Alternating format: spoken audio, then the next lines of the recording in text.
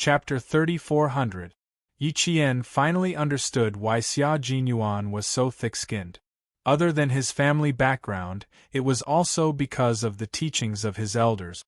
If he was constantly teased by his elders, no matter how thin-skinned he was, his skin would grow thicker day by day until it was as thick as a city wall. Knowing that his girlfriend was thin-skinned, Xia Jinyuan didn't want to embarrass Yi Qian any further. He greeted all the relatives, paid his New Year's greetings, and said a few words to Old Madam and Old Master Xia before taking Yi Qian straight to his room. After the beautiful couple left, Zhou Yijin laughed in a crisp voice and said, "Aunt Lu is so beautiful.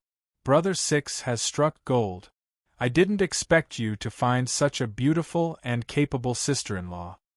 You only see Aunt Lu's beauty, and you don't see anyone else beside her?"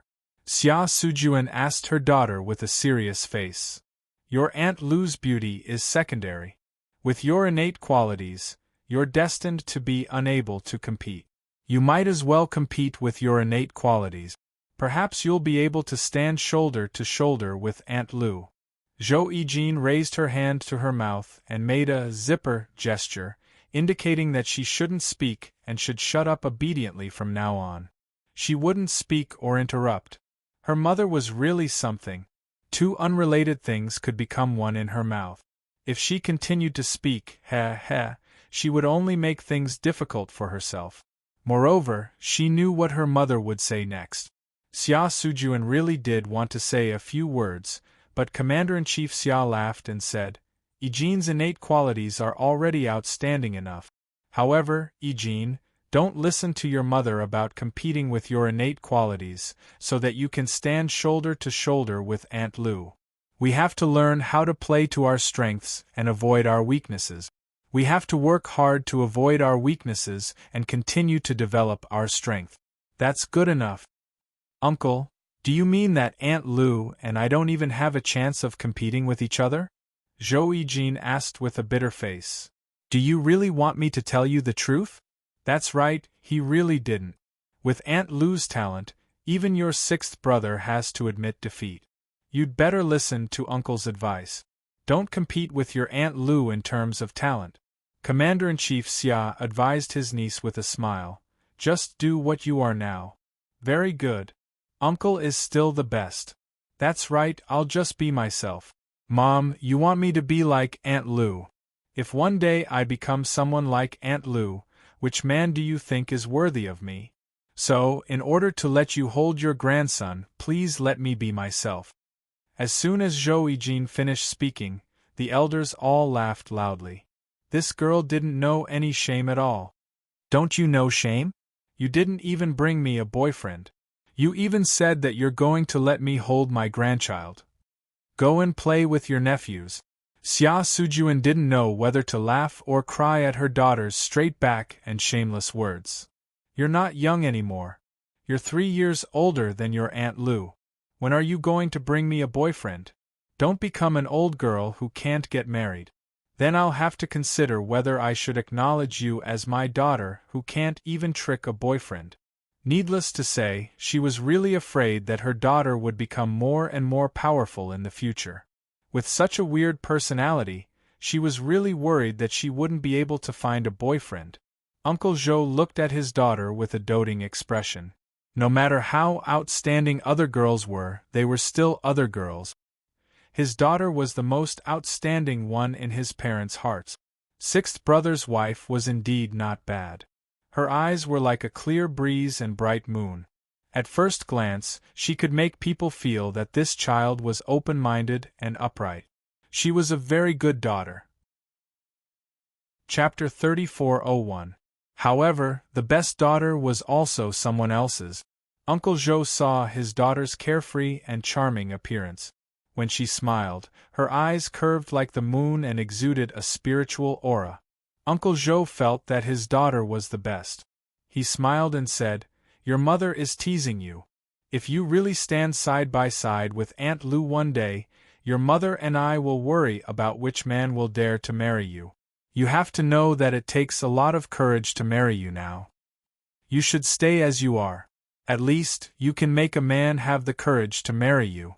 I'm afraid that when the time comes, you will become more and more powerful, and my son-in-law won't even have the courage to marry you. While you are still young, hurry up and trick an honest boyfriend to come back for me, your mother, the old madam, and the old master to see." Uncle Zhou was naturally on the same side as his wife. He knew that his wife was just saying it, but he knew what she was thinking. Zhou Yijin felt that something was wrong with her father's words. Why did he say that his daughter would scare a man to the point that he didn't even have the courage to marry her? Also, did she still need to lie? The female soldiers in the communications company were very attractive. Did she still need to lie? She could hook her finger, and her suitors could line up in a row. Did she need to lie? However, she couldn't say this anymore. If she continued, she would become the target of all the elders' scolding. She had to quickly save herself.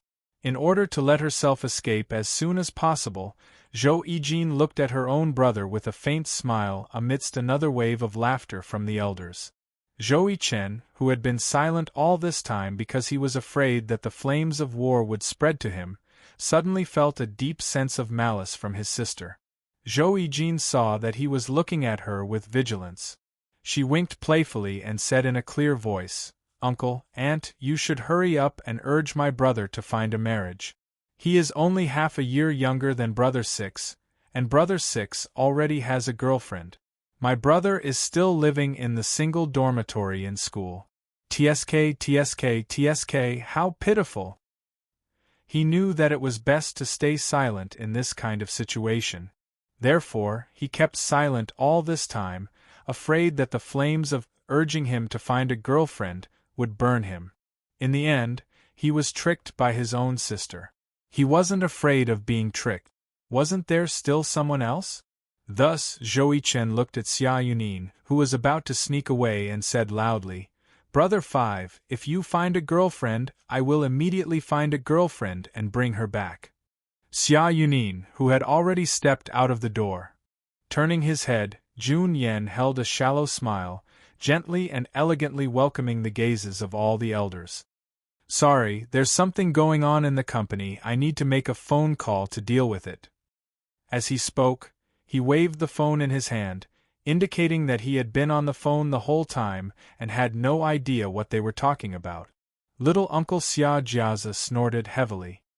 "If he dares to bring a random girl home, I will teach you a lesson." Some time ago, Xia Yunin went to Harbor City to discuss business. The media there reported that the girl he was dating was the daughter of a famous jeweler in Harbor City.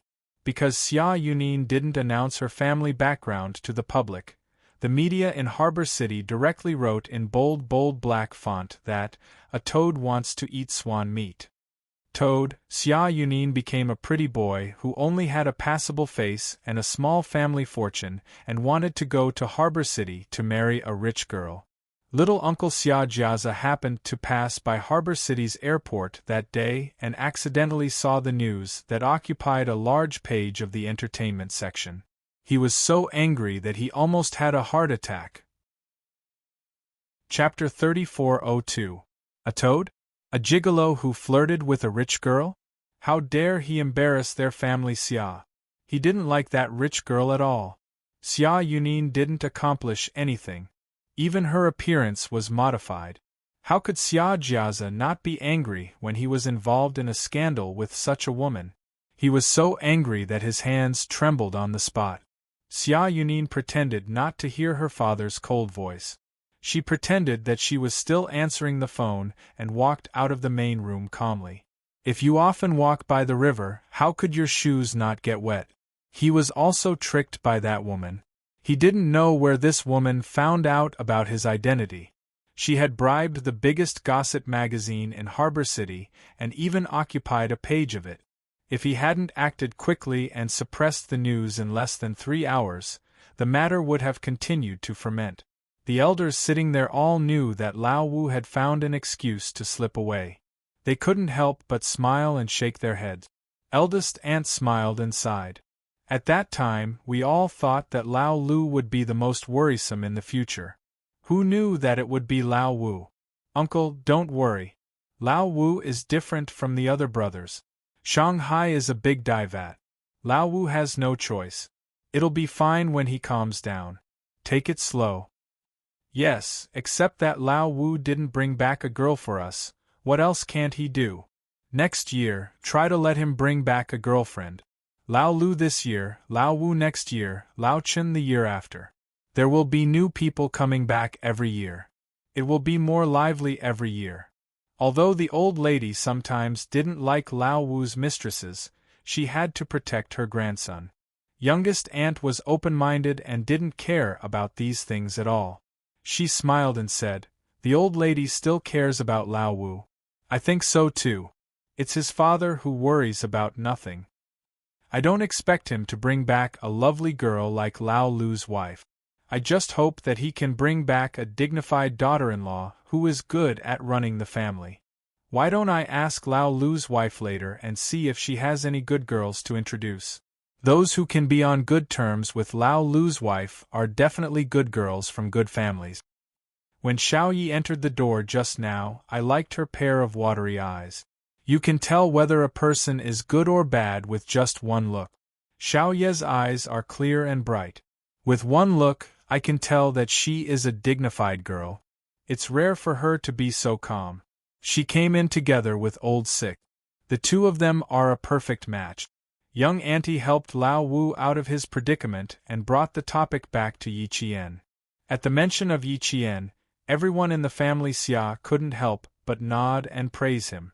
First Uncle Xia Angua said, "She's beautiful and intelligent, calm and generous.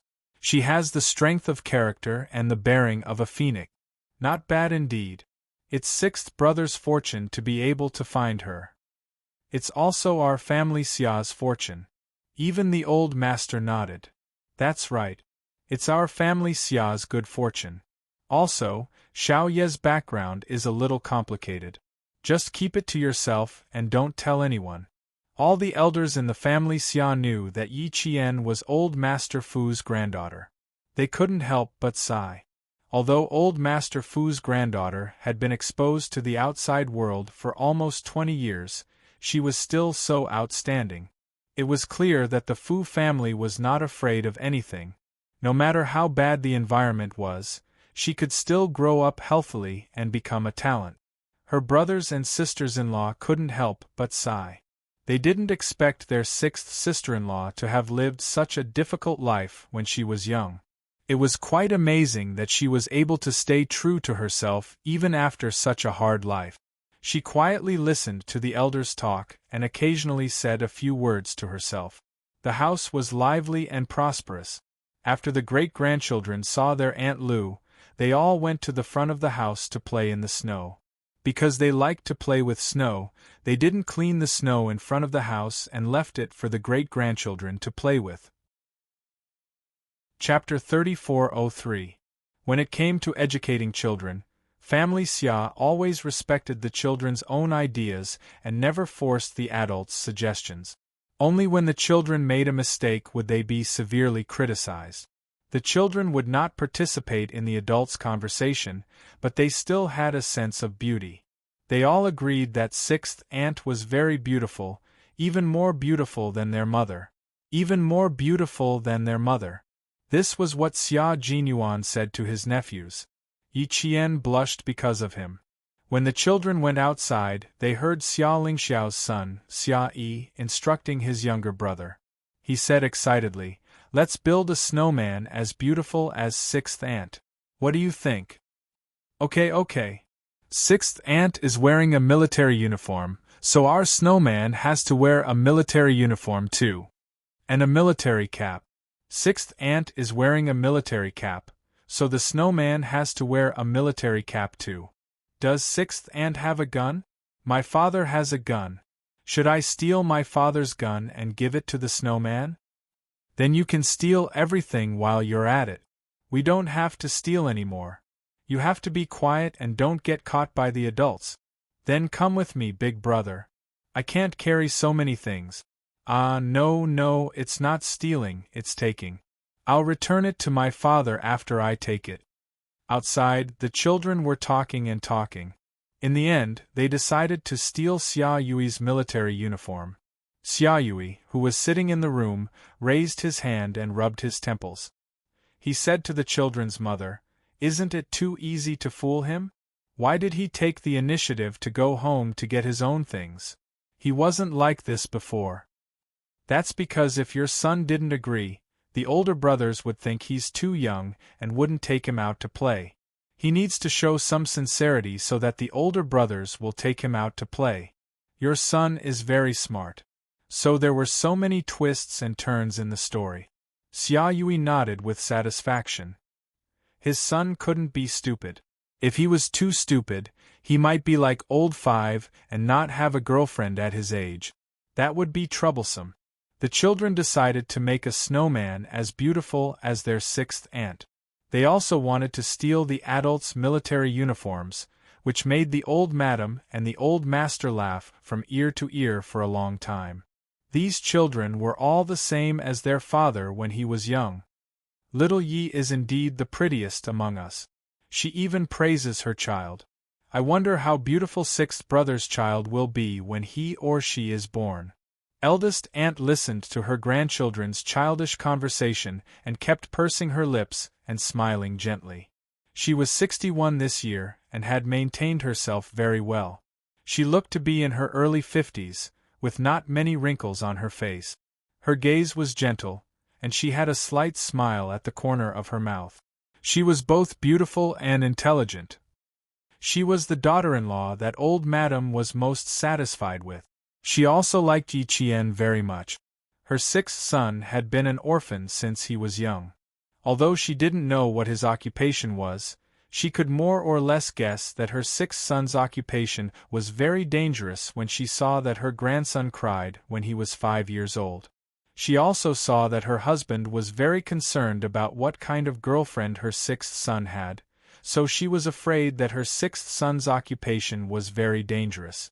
Therefore, those gentle and delicate girls who needed to be coaxed by men from time to time were definitely not suitable for old sick. Girls with personality and independence were also not suitable because they might not be able to stay at home. Only the old master's granddaughter was the most suitable. No matter what, she was a perfect match. As the saying goes, like pot, like lid. It was an old saying, and it couldn't be more appropriate.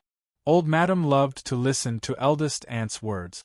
She beamed with joy as if she would be able to hold Yi Qian and Xia Jinyuan's baby tomorrow. Chapter 3404. When the sisters-in-law saw that old Madam, old Master, and their parents were very satisfied with Yi Qian, they couldn't help but look at each other and laugh. They were also very satisfied. They could tell that their future sister-in-law was a girl with a gentle temper. It wouldn't be tiring to be her sisters-in-law, and they weren't afraid of saying the wrong thing and offending her. At this time, even if Yi Qian wasn't around, she was still the most talked about in the room. When they talked about Yi Qian's return to the Fu family, old Master Fu said in a deep voice, "Since we can't announce it to the public yet, we have to guard the house well. We can't make things difficult for the Fu family. When people outside ask if 6th brother has a girlfriend, you can just say that he has a fiancée. Your relationship is very stable, and your family is well matched. Tomorrow, you can all go and pay old Master Fu a New Year's visit. In the future, you will be visiting relatives. The Fu family's matters are our family Xia's matters, so you have to treat them seriously." Old Master Fu didn't speak easily, but once he did, from his eldest son to his youngest grandson, they had to listen obediently and not go against him. As for Yi Qian's mother, old Master Fu didn't know much and didn't tell everyone. It was enough for eldest Uncle Xiaongua and Commander-in-Chief Xia to deal with it. At the mention of the Fu family, eldest uncle and Commander-in-Chief Xia, who were sitting in the first department, looked at each other. Commander-in-Chief Xia leaned forward and said in a low voice, "I have to mention this to Xiao Yi and let her know what to do. You can decide on your own." Eldest uncle nodded and didn't stop Commander-in-Chief Xia from talking about this matter. He had to tell Xiao Yi in advance that Chen Dongfeng's identity had been exposed so that she would know what to do.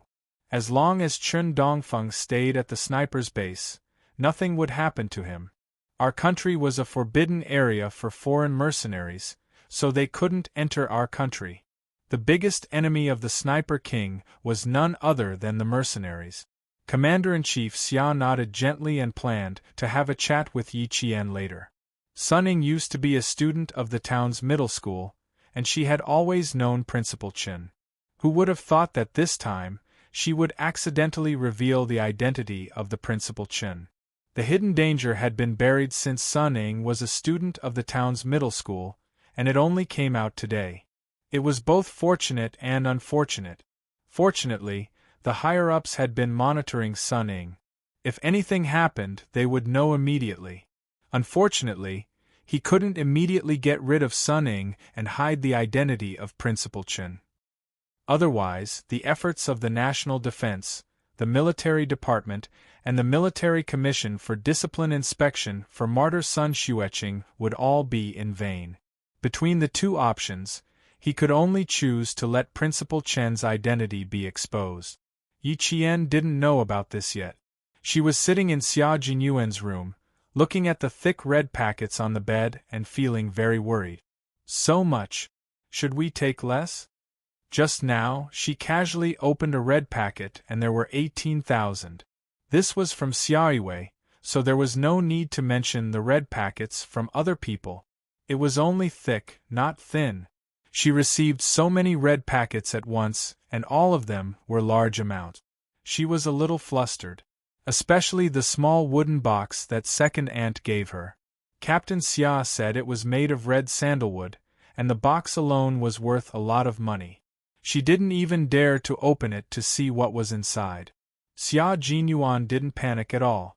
He took out a small military travel bag from the closet and put all the unopened red packets inside without opening them to see how much money was inside. Hearing this, he smiled and said, "Why take less? Take half and return the other half? Do you think that's appropriate?" Chapter 3405. It seemed inappropriate. Yi Qian coughed to hide her awkwardness. He continued, "Grandfather and father-in-law also gave me a big red packet. Look at me, I accepted it peacefully and didn't feel burdened at all. Similarly, when you come to my house, you should also feel at ease and don't feel burdened." He handed the red sandalwood box to Yi Qian and encouraged her. "Come, open it and see what's inside." Yi Qian took it and put it aside. She shook her head and said, "No, let's go accompany the elders first. We've been in the room for so long. If we don't go out, let's go out first." "I don't mind going out now, but I'm afraid you'll be shy and won't be able to withstand the elders' praise. Don't make things difficult for yourself." Xia Jinyuan leaned over and pinched Yi Qian's face gently with his slender fingers. He smiled gently and said, "Grandma asked us to go back to the room because she wanted me to take you somewhere safe. It won't be too late for us to go after the craze has died down." Old Madame Dowager had been paying close attention to Yi Qian. She noticed that her face had been red ever since she entered the house and knew that she was very shy. She also saw how helpless she was when she received the red packets from the elders, which made old Madame Dowager feel pity for her. Poor girl. She grew up in such an environment. Old Madame Dowager heard from old Madame Dowager that Yi Qian didn't have a good day when she was young. When she was still in elementary school, her heartless uncle kicked her in the chest and knocked her unconscious. Old Madame Yi, who later died of a stroke, threw her into the snow by the roadside. If old Uncle Jen hadn't come back to save Yi Qian's life, perhaps old Madame Yi wouldn't have been able to find a wife in this lifetime. Old Madame Dowager didn't want to think about it. Every time she thought about it, her heart would ache. Yi Qian had never received red packets from the elders during the new year. She didn't even have a new set of clothes. She was wearing Yi Jifan's daughter's old clothes from 2 years ago. The inside of the old clothes was purposely cut, but the outside was fine. To avoid gossip, they only cut the inside and not the outside. The old madam's heart ached for Yi Qian, so naturally, she would think for Yi Qian. Otherwise, how could she return to her room after receiving the red packet? After Xia Jinyuan received old madam's message, he generously brought Yi Qian back to his room. The elders all listened to the old madam's arrangements. They also knew that the newcomer was unnatural. When the time came, it would be difficult to talk to them with a bunch of red packets. It was fine to go back to the house and put away the red packets before coming out.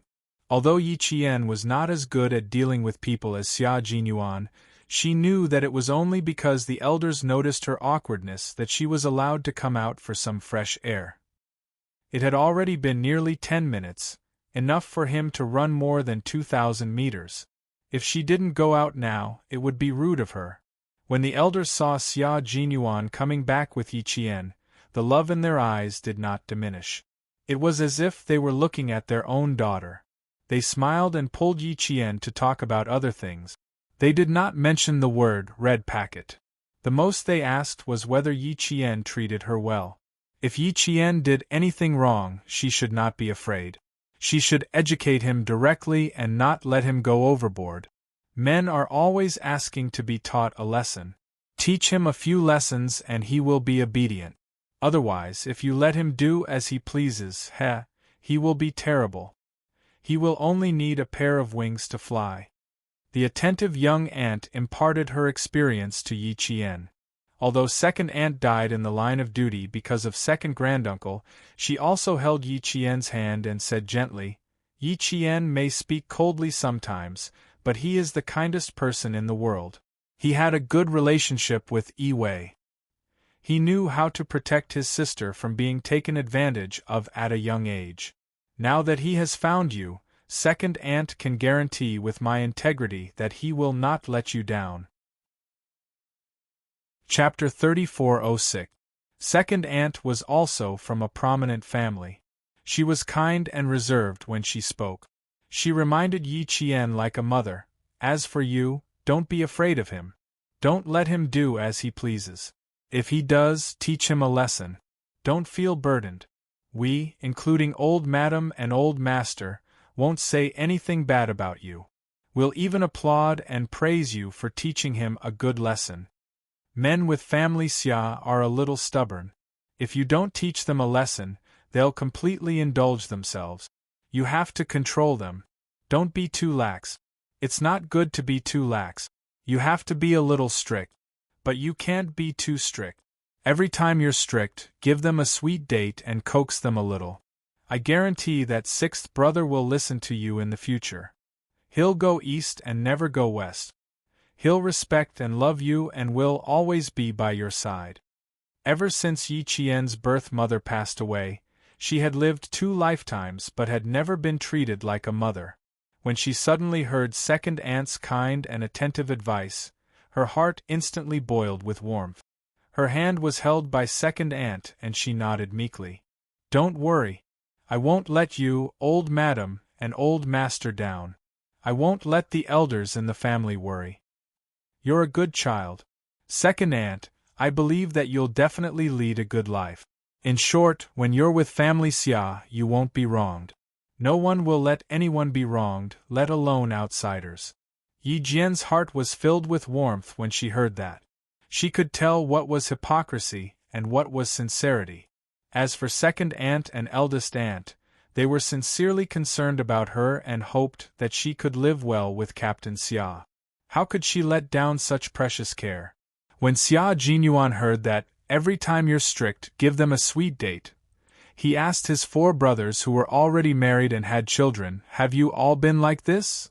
"Occasionally," Xia Lingshao replied calmly. Xia Jinyuan nodded to show that he believed him. Occasionally, it was because they rarely returned home throughout the year, so it was occasionally. After thinking for a while, he nodded. "It's definitely a wise decision for me to find a girlfriend who's like me. It's indeed wise to eat more sweet dates if you can," Xia Yiding replied. Xia Jinyuan nodded again and said, "Of course. At least I get to eat sweet dates often, but you can only eat them occasionally." "Occasionally or frequently, which one do you prefer?" Which would he choose between seeing his wife occasionally or seeing her regularly? Of course, he would choose the latter. As such, even if they had to eat a few more sweet dates after being scolded, they would still be happy. After understanding Xia Jinyuan's intention, everyone from the oldest to the youngest were instantly envious. Only Xia Yunin was not envious at all. He did not join the army, so he had freedom of movement, freedom of speech, and freedom in all aspects. Just now, he had pretended to take a very important phone call and escaped a calamity. He crossed his legs and said elegantly, "I'm the wise one. In the future, I won't have to worry about anything at all. Often, occasionally, my wife and I will see each other day and night." "You're thinking too much. Uncle and Auntie plan to find you a female officer." Xia Jinyuan mercilessly dealt a blow to the smug Xia Yunin. "The other sisters-in-law also think that it's totally possible. They're asking my girlfriend to introduce you to them." "That's right," Auntie and old Madame Xia casually said. "Why don't we let Xiao Yi introduce someone to fifth brother? What do you think?" Old Madame Xia nodded without hesitation. "Why not? It's totally possible. If fifth brother can find a girlfriend as good as Xiao Yi, the two of you won't have to worry anymore." Hence, Uncle Xia Jiazi thought for a while and agreed that it was indeed possible. Chapter 3407. Then, he said to Yi Qian, "Xiao Yi, for the sake of uncle and aunt, introduce a female military officer to your fifth brother. She doesn't have to be as pretty as you, as long as she has a good character and can subdue Lao Wu. Your aunt and I will live our own lives in seclusion from now on. We won't interfere in their affairs." If uncle thought it was a good idea, then the four sisters-in-law also thought it was a good idea. At this moment, they were enthusiastically chatting with Yi Qian about what kind of female military officer they should find for their fifth brother, Xia Yunin. She had to have a good character and a pretty face. Most importantly, she had to have a certain level of fighting ability. Xia Yunin, who was feeling smug just a second ago, paid more attention, but when she heard this, she turned pale with fright. She pulled Xia Jinyuan's hand and said, "Privately, quickly persuade your wife not to find me a female military officer. I'm weak and sickly. If she throws a punch at me, I won't be able to defend myself. When that happens, I'll become addicted to domestic violence and get beaten up every day. Can you bear to see that?" "Pretty good.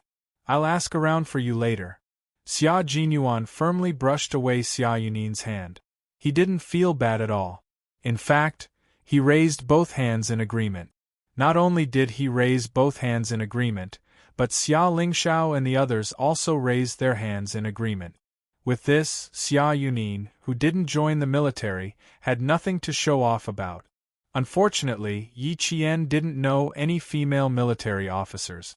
The students in the school were inexperienced, so they were no match for Xia Yunin. Not to mention teaching him a lesson, they would be completely dominated by him. However, the elders were full of enthusiasm. They couldn't wait for her to bring out a more powerful female military officer. Yi Qian maintained a reserved smile and replied to the elders, "I'm still in school and don't know many people. If I really meet someone good, I'll definitely introduce her to fifth brother." Okay. If it really works out, Aunt will give you another red packet to thank the matchmaker. Uncle will give you one too. As long as she has a good character, her family background isn't important. His uncle was hoping that someone would appear soon to take in the son that he was worried about. There was no need for him to pick a family. He no longer needed to rely on marriage to get to where he was now. Xia Yunin felt that she had lost everything. No one in the family was on her side. Everyone was counting on Yi Qian to find a girlfriend for her. Seeing that she couldn't turn the tide, Xia Yunin simply smiled and said, "That's fine too, sister-in-law. Then my marriage will depend on you. As long as I can succeed, I don't care about my family background. As for my appearance, it has to be delicate and pretty. I don't want the next generation to be so ugly that he won't be able to raise his head in front of his brothers and sisters. For the sake of the next generation, I still need to ask sister-in-law to help me choose a little. Thank you in advance, sister-in-law. I'm also relieved. I don't have to spend so much effort to find a satisfactory girlfriend. Find him a female military officer, that's fine. If he really wanted to find one, he could just find an excuse that he couldn't meet her. At that time, wouldn't it be up to him to decide whether or not it would work out? As a successful businessman, Xia Yunin quickly took the initiative in her hands. Yi Qian only smiled and didn't say anything. She couldn't make such a big decision. Xia Yunin wasn't someone who would let others influence her marriage. She just listened to the elders' wishes and said a few words. If Xia Yunin really told her personally one day, she would really pay attention to it. However, Xia Yunin. Yi Qian raised her head slightly and recalled her previous life. In her previous life, even someone like her who didn't care about the entertainment industry knew about his romantic affairs. Why would such a successful man who never got tired of playing with women need her to introduce a girlfriend to him? Chapter 3408. While the family was chatting, a servant outside came in and said that the two elders of the Qin family had brought their grandson to pay a New Year visit to Old Master and Old Madam. Old Master and Old Madam Qin brought their grandson to family summer holiday? The room, which had been bustling with noise and excitement a second ago, suddenly quieted down. Everyone's expression didn't change, but their brows furrowed slightly. On the fourth day of the new year, the news that Xia Jinyuan would bring his girlfriend back to the family summer holiday was the first bomb, and the visit of the two elders of the Qin family was the second bomb. The two old madams had been at odds since they were young, and they were still at odds even when they were old. How did they become so close all of a sudden? They couldn't understand why the powerful old madam of the Qin family would come. Old Master Qin's visit could be explained. The relationship between Old Master Qin and Old Master Qin was a gentleman. When Old Master Qin went abroad as a diplomat, Master Xia, who was still in the military, accompanied him many times. Although they weren't family friends, they still kept in touch. However, after the two old masters retired, their relationship gradually faded. But there had never been any news of the two old madams coming to pay a New Year visit. Other than Old Madam and Old Master Qin, the rest of the elders were slightly startled. They looked at Old Madam and Old Master Qin, who stood up to greet them. Old Madam even instructed them. Later, Old Madam Qin must tell them well. Don't say anything that shouldn't be said. This was to remind the younger generation not to show their discord. They were guests, and they couldn't be rude to an old lady. She then said to eldest aunt, "Come out with us." The rest of the people stayed and waited for Old Madam Qin to enter the room before getting up. There were many people with the surname Qin in the capital, but only the Qin family, a diplomat family, could come directly to family summer holiday. Yi Qian didn't expect it to be the Qin family he knew, but Xia Jinyuan had already reacted. Especially when he heard that his grandson had come to pay a New Year visit to the Old Madam and Old Master Qin, Xiao couldn't help but raise his eyebrows and smile faintly. One would not visit a family Xia for no reason. It seemed that something had happened. The old madam of the Qin family was one of the 3 iron-blooded wives, back in the days. Why would she visit the Qin family for no reason? Xia Jinyuan was not the only one who thought so. Everyone else in the Xia family thought the same.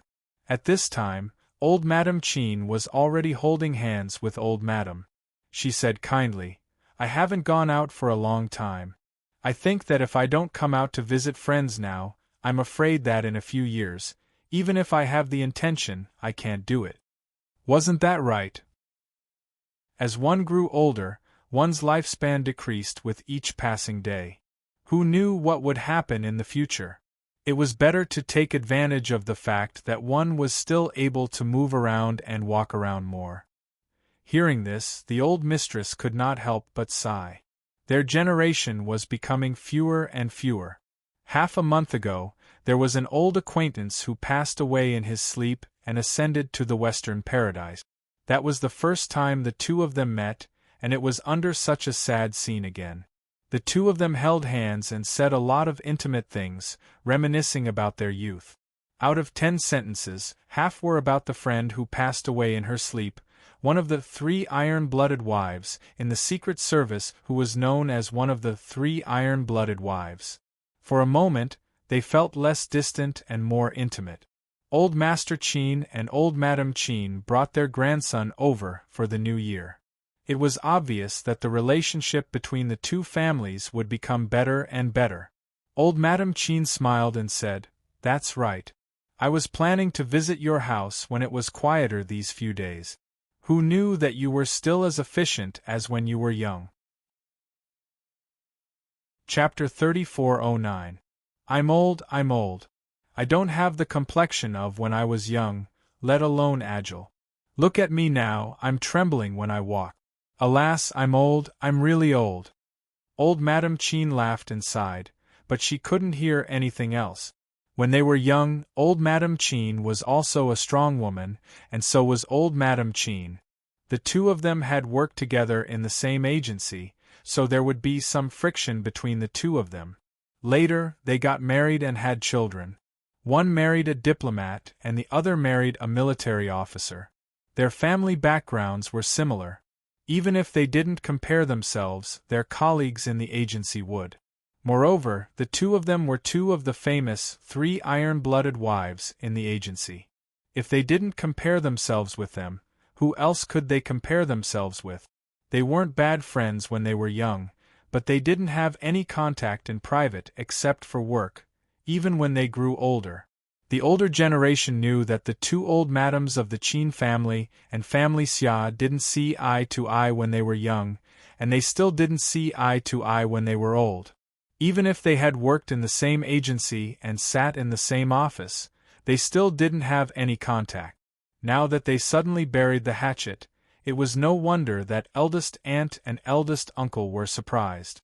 They were all very surprised, but they didn't show it on their faces. The visitor was a guest, and she was also an old woman. The younger generation didn't have the right to talk. Soon, the 2 old madams pulled each other and chatted intimately. There was no tit-for-tat like when they were young. Behind them, the 2 old men also laughed and chatted. There was no grudge between the old men, but because their wives couldn't tolerate sand, they had always been friends with gentlemen and didn't have a deep relationship. Otherwise, with the friendship of visiting abroad many times, they would definitely be good friends. The Cheen family is stronger than the previous generation. The youngest diplomat in your family is a role model for young people. He's young, but he has the demeanor of your youth. His future is limitless. The one who spoke was the old man. He praised Cheen Xiu at first sight. It wasn't polite words, but sincere praise. The old master was most concerned with national affairs. How could the old master not know Cheen Xiu, a young and promising diplomat who fought for the glory of the country? He even said to the old madam many times, "The Cheen family is also a little strange. Every generation there will be an outstanding man, but there will also be a man who will give others a headache. It's still the same in this generation." In Cheen Xiu's father's generation, his youngest son had given birth to an illegitimate son, Cheen Yi. If not for Cheen Xiu's father, Ambassador Cheen Dingkong, who had some tricks up his sleeves, this matter would have been known by everyone. When it came to Cheen Xiu's generation, the illegitimate son Cheen Yi, who was recognized by the Cheen family, was also a disorderly person. He used the living signboard of the Cheen family to live a good life in the capital. He was a typical dandy who did not do anything. The old madam also said, "Strange." It was indeed the case. A good bamboo shoot was followed by a bad one. It had been this way for generations and had never changed. In old Master Cheen's generation, it was his younger brother who made trouble. At that time, There was a secret rumor that Ambassador Qin Dingkong's younger brother was not actually his biological brother, but the flesh and blood left behind by old Master Qin's younger brother.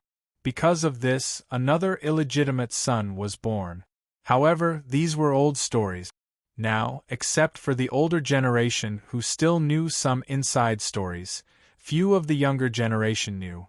The same was true for the new nobles in the capital. They didn't dare to secretly discuss the Qin family's affairs. Master Xia and the old madam, who knew the inside story, were even more unlikely to say anything. Chapter 34:10. The two old ladies met at the funeral of an old friend of one of the deceased, three ladies of iron and blood. They had not seen each other for many years, and they were no longer young. They had white hair and deep wrinkles. For a while, they were silent for a long time. Then, they slowly talked to each other and made up their minds. They promised to visit each other more often when they were free and not be as willful as they were when they were young. Therefore, old Madame Qin and old Master Qin went out to visit their old friends on the 4th day of the new year. When old Master Qin heard his old friend talk about his grandson, his tone was sincere and not polite. He felt relieved and humble at the same time. "You're flattering me. I just learned it from his father. I don't deserve your praise. I don't expect anything from him in the future. I only hope that he can serve the country well now. Then, I have no regret." "Ha ha ha, you're still the same as when you were young. You've taken advantage of others, but you still have to pretend to be obedient. You've personally cultivated too powerful diplomat. What regrets do you have? You're still the same as before. You always say that I have to pretend to be obedient after taking advantage of others. Our national conditions were like this at that time. Sometimes we have to be like this. I'm not like you. You'll pull a long face when you don't agree with us. Once you pull a long face, we diplomats start to tremble in fear. I'm really afraid that you'll open fire on those countries that want to take advantage of our country. When the great leader was here, he secretly told me that as long as you pull a long face, you'll do anything. I'm so nervous. I'm afraid that something will happen." Recalling the past, the two old men also laughed loudly. Before they arrived, they had already laughed. Everyone in the house knew that the two old men were very happy about the arrival of the two old men of the Qin family. They were not like the old ladies of the two families who did not contact each other at all. They were more like old friends who came to visit and were very happy. Then, they heard old Master Qin say in a strong and vigorous voice, "Qin Xiu, quickly thank your Grandpa Xia for his praise. He doesn't praise people easily.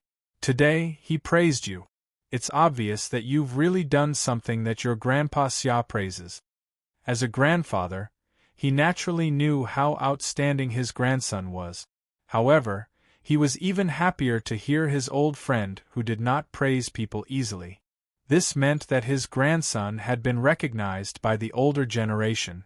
There was nothing happier than this. Qin Xiu said respectfully, "Thank you for your praise, Mr. Xia.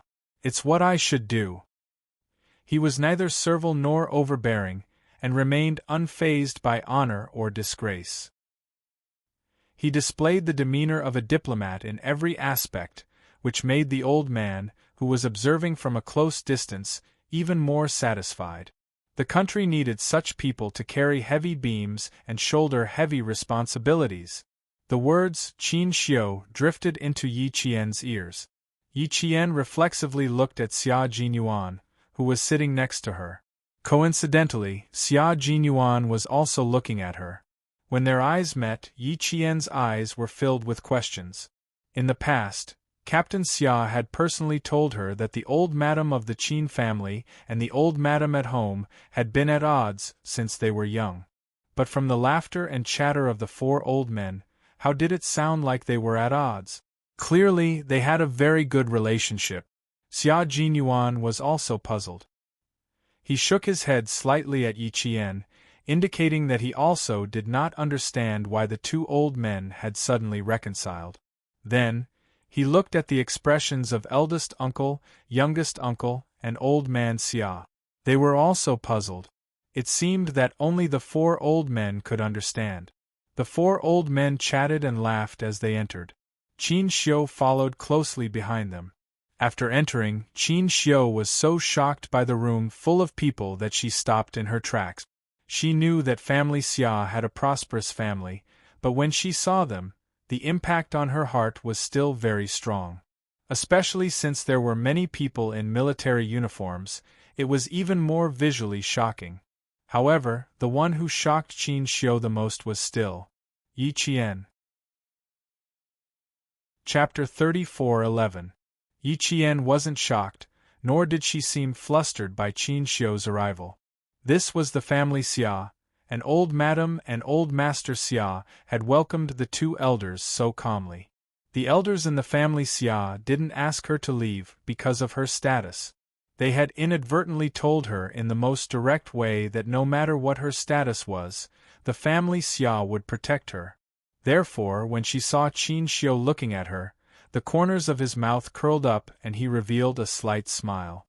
For a moment, Qin Xiu felt as if his feet had been nailed to the ground. However, he quickly calmed down and smiled at Yi Qian to show his courtesy. As he retracted his gaze, he discreetly looked for Xia Jinyuan out of the corner of his eye. From the bustling family Xia hall, he was able to spot Yi Qian at a glance, but he didn't notice where Xia Jinyuan was sitting. When he saw Xia Jinyuan again, Qin Xiu felt a slight bitterness in his heart. His emotions were more or less affected. He didn't have time to do anything, but Xia Jinyuan had already brought Yi Qian home so quickly. When he looked at the elders in the family Xia hall, he could feel the warm atmosphere when he walked in. It was clear that the elders in the family Xia had already accepted Yi Qian. Yi Qian was such a good girl, and it was indeed easy for others to accept her. As for him, after his failed confession, he knew that she loved someone and that she belonged to someone else. He also knew that Xia Jinyuan doted on her a lot. No matter how upset he felt, he had to stand far away and never disturb her life. Since he couldn't get close to her, it was better to stay away from her. Otherwise, things would become more complicated and, in the end, implicate her. Xia Jinyuan had been looking at Qin Xiu ever since he walked in. When he saw that the first person he saw was his girlfriend, even though he knew what Qin Xiu was thinking, he couldn't help but feel a little jealous. His precious girlfriend was coveted by another man. No matter how much he didn't take it to heart, he still felt a little sour when they met. Fortunately, Qin Xiu did not do anything impolite. He only paused beside Yi Qian for a moment and then calmly moved away. He was very gentlemanly, which made Xia Jinyuan jealous and at the same time think more highly of Qin Xiu. J5 was right.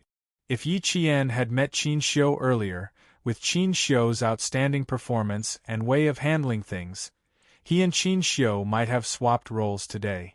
Qin Xiu was not a man who could be swayed by his family. He had his own set of principles when dealing with people. As a diplomat, if he couldn't even protect the people he wanted to protect, he wouldn't be a diplomat or a man. Thinking of this, Xia Jinyuan was glad that he met Yi Qian first. He also knew early on that with his girlfriend's outstanding performance, there would definitely be many outstanding men pursuing her. Fortunately, he was prepared for danger in times of peace and seized the opportunity to seize the opportunity. Fortunately, he had the foresight to tell his elders in advance. Fortunately, he took the time to confirm their relationship and met each other's parents to confirm his identity. Otherwise, with Qin Xiu's ability, there might really be variables between him and Yi Qian. Fortunately, he was the one who took the lead in everything. Qin Xiu was destined to be one step behind and miss her for life. Xia Jinyuan secretly rejoiced. Qin Xiu's mouth was full of bitterness, but he suppressed all the bitterness in his heart.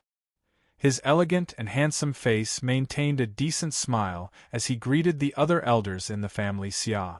Old Madame Qin focused on introducing Yi Qian and beckoned Yi Qian to come to her side. She held Yi Qian's hand intimately and said to old Madame Qin, This is my sixth brother's girlfriend. She's fresh and beautiful. Ever since I found out that my sixth brother found her, I've been overjoyed all day. Now I just hope that they can get married soon so that I can hold my great-grandchildren. Chapter 34:12. Qin Xiu, who was standing next to him, felt a sharp pain in his heart when he heard this. The elders all began to look forward to having great-grandchildren. Xia Jinyuan was indeed a soldier. He was so efficient. He then looked at Yi Qian out of the corner of his eye. He saw her standing next to Xia Jinyuan and lowering her head because of the elder's words. Just by looking at her side profile, he knew that she was happy and shy. She was only happy for Xia Jinyuan. Qin Xiu sighed softly. He didn't know when he clenched his fists, but he quietly loosened them. Calm down, Qin Xiu. You are nothing. You have no right to disturb her happy life in front of her eyes. He closed his eyes slightly and slowly opened them again. The young diplomat standing next to old Madame Qin was still elegant and calm. He maintained a faint smile on his face. There was nothing strange about him. Old Madame Qin, who didn't notice anything strange about her grandson, first congratulated old Madame Qin on finding her ideal granddaughter-in-law. As she spoke, she secretly observed Yi Qian. The strong old Madame Qin's judgment of people was similar to old Madame Qin's, but she was more selective about family background. She looked at Yi Qian and said kindly, "It's rare to see a delicate face with bright eyes. She is indeed a good child." There was no big family with the surname Yi in the capital, but there was one in Guang province. However, this child's accent was not unique to Guang province. It was obvious that she was not a daughter of that family. Her old friend didn't mention her family background, so she must be a daughter of an ordinary family. With family Xia's current power, there was no need to pick a girl's family background. As long as she had a good character, it was enough to be presentable. Looking at this daughter, she had to say that Su Rong, who had been secretly competing with her all her life, was really lucky. How could she tell that her family background was ordinary? Her temperament and appearance were first class.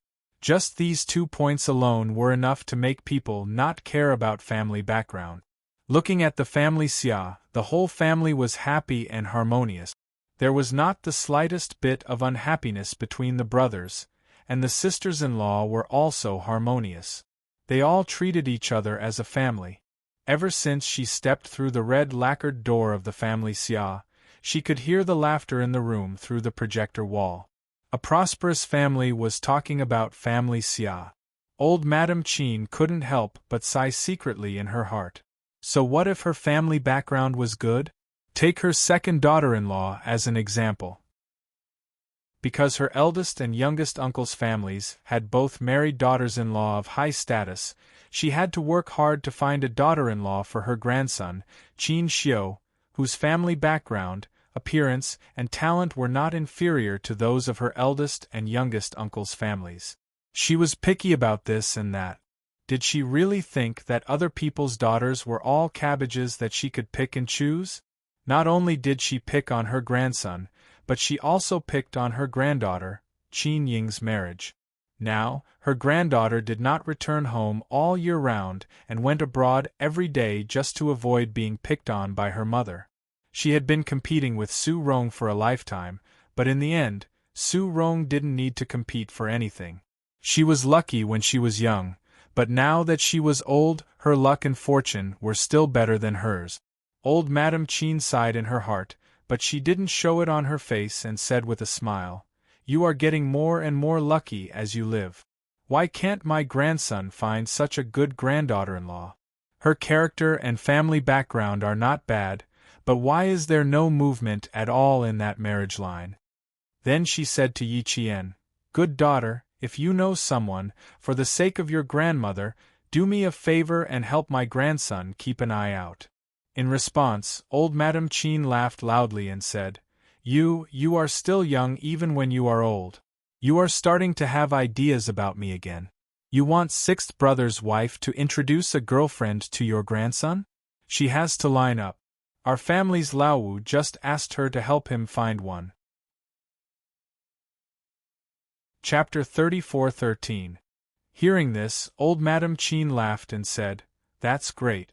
1 is an introduction, 2 is also an introduction.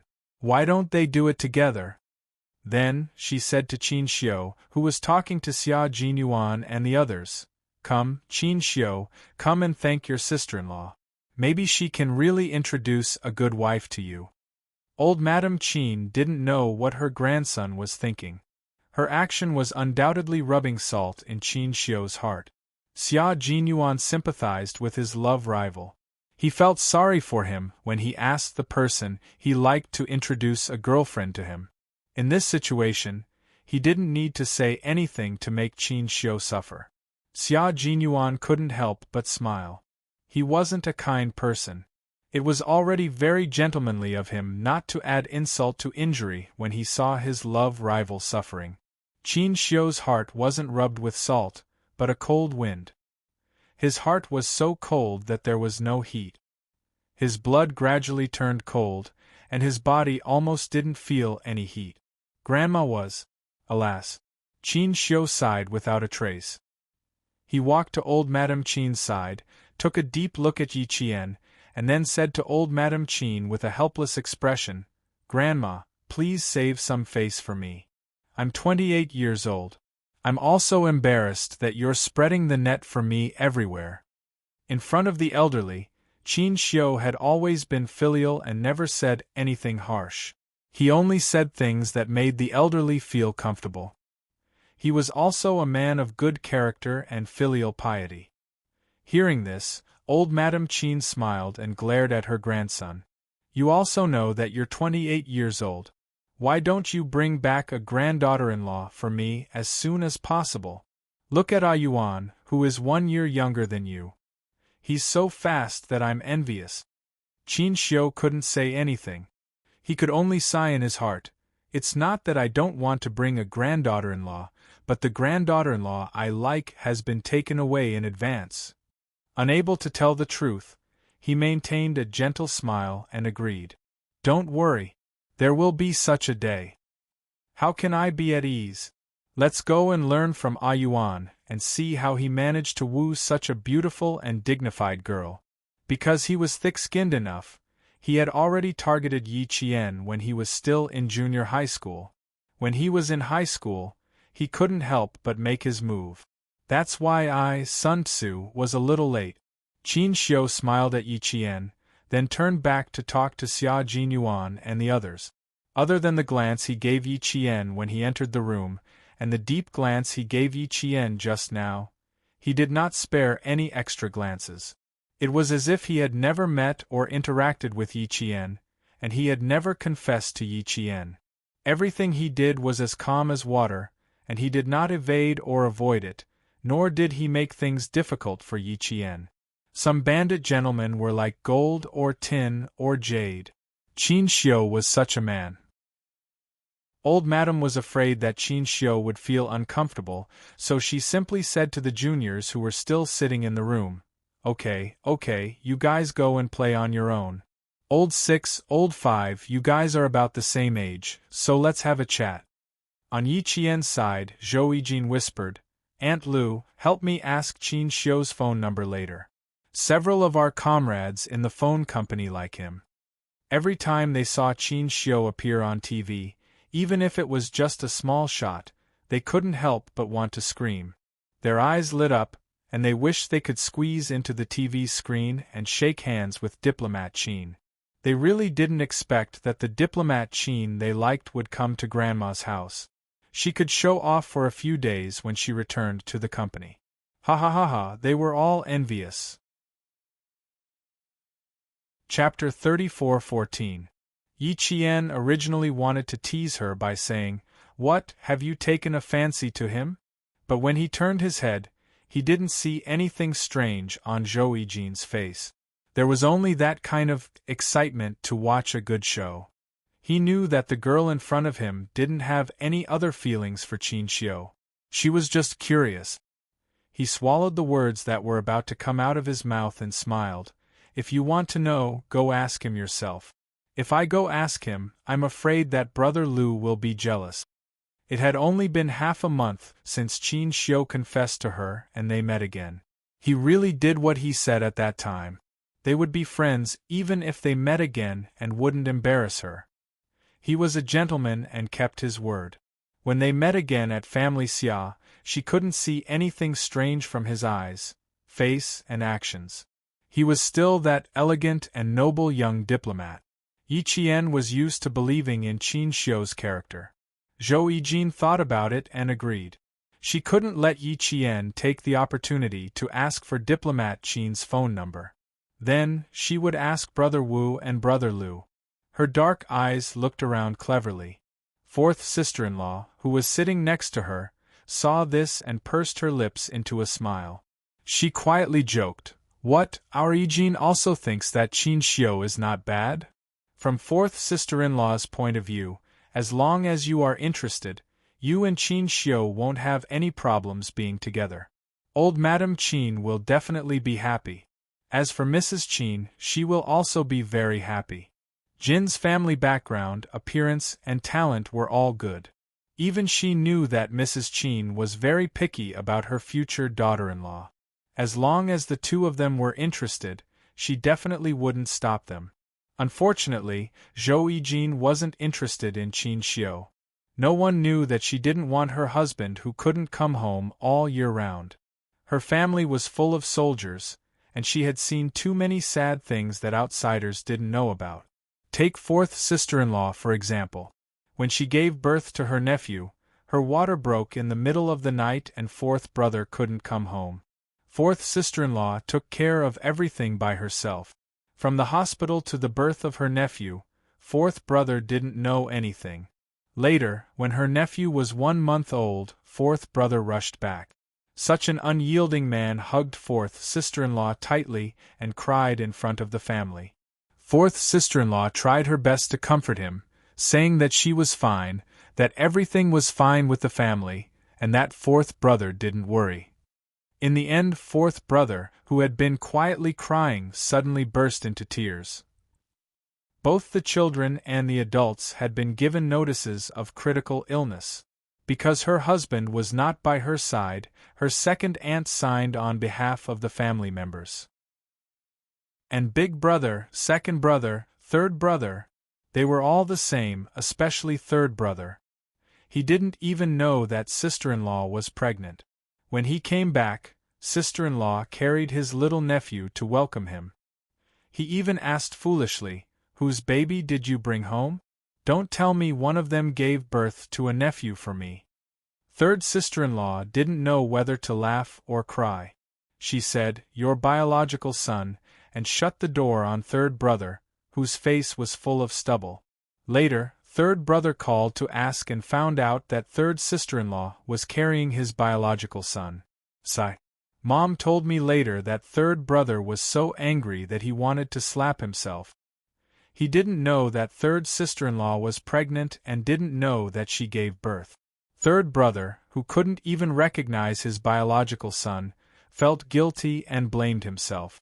During the month when he came home, he served third sister-in-law so well that he even gave her a handkerchief to wash her face with. Take eldest brother for example. He was a little luckier, but when eldest sister-in-law was in the hospital, he was called back to the army. He didn't even have time to greet eldest sister-in-law, who was in the delivery room. He only left her a note and left in a hurry. Chapter 34:15. After her eldest brother left, she, who was still in junior high school at that time, quietly opened the note out of curiosity. It said, "I'm sorry, wife, I have to go back to the army." There were a few drops of water on the note. Those were her eldest brother's tears of self-reproach. Sigh, let's not talk about other things.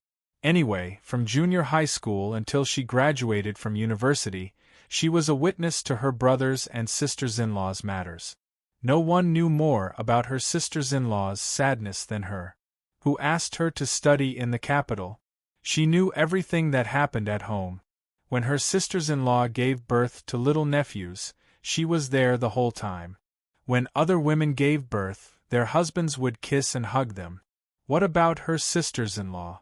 She didn't even see the shadow of her husband. She had seen too much, and it left a psychological shadow in her heart. She smiled and replied to her fourth sister-in-law, who teased her, "I don't plan to find a boyfriend who might not be able to accompany me no matter what. I don't have a strong heart like my sisters-in-law. I can't accept it." When she said this, her sisters-in-law were stunned. Fourth sister-in-law reacted, and raised her hand to gently touch Zhou Jin's head.